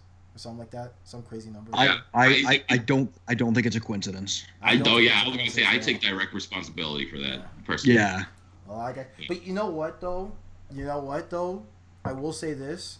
Let that be a lesson to Jose Aldo to finally go back to the leg kicks, because I truly believe this. He's got the best leg kick in the UFC. When he decides to unleash it, he's got the best one. So. True, I agree. I can't blame the man for falling in love with his hands though. He's got some hands on him as well. Some great head movement. Wouldn't it be nice if he throws that liver punch followed up with a right leg kick? Just come on. I'm just saying. I can't argue with that. Just saying, I'm a sucker for a good leg kick. Yeah. I'm just gonna throw it out there. All right, let's wrap this up, guys. We're at 1 a.m. Yeah. I told my girl I wouldn't neglect her while doing this, and I've neglected her because I got heated. So we do this we do another podcast at 4:00. Yeah. Yep. Yeah, sure. Yes. Let's come up with some topics though. Yes. Yeah. Guys, if you're watching this out there on the internet, let's see. Subscribe. Press that like button. And tell a friend about the podcast. And whatever you do. I thought you were going to say something way worse. That's why I'm laughing. No. You hit that like button faster than Felicia Spencer's double eggs tonight. So you mean a week from now? Yeah. God. Some say that Felicia Spencer is still mid double egg attempt as we speak. We love you, Felicia. We love you, Felicia. We love you. Oh my God. Yeah. I feel so bad. Hey man, it wasn't her time to be at that level. No, not yet. Dude. Not yet. She really needs to work on that boxing, in my opinion. I put money on her knowing it. But what are her kicks? Huh? Did you see her throw a kick? Not many. Not while standing up, right? Yeah. Anyway. Man, you know what? We'll talk about it tomorrow. Let's talk about it tomorrow. All right. I'm still I'm so ashamed when you said she black belt taekwondo. That's correct. All right. Good night, guys. Hey, I got one question for the fans out there. Who is Chris Muss, and why does he miss Biggie Smalls? Think about it. It was all a dream? Yeah, who is Chris Muss, and why does he miss Biggie Smalls? All right, good night. Good night? I don't get it at all. Biggie Smalls. He said, I never understood why Chris Muss missed us. All right, good night, guys. Bye. Good night. We'll end it on that dead ass joke. All right.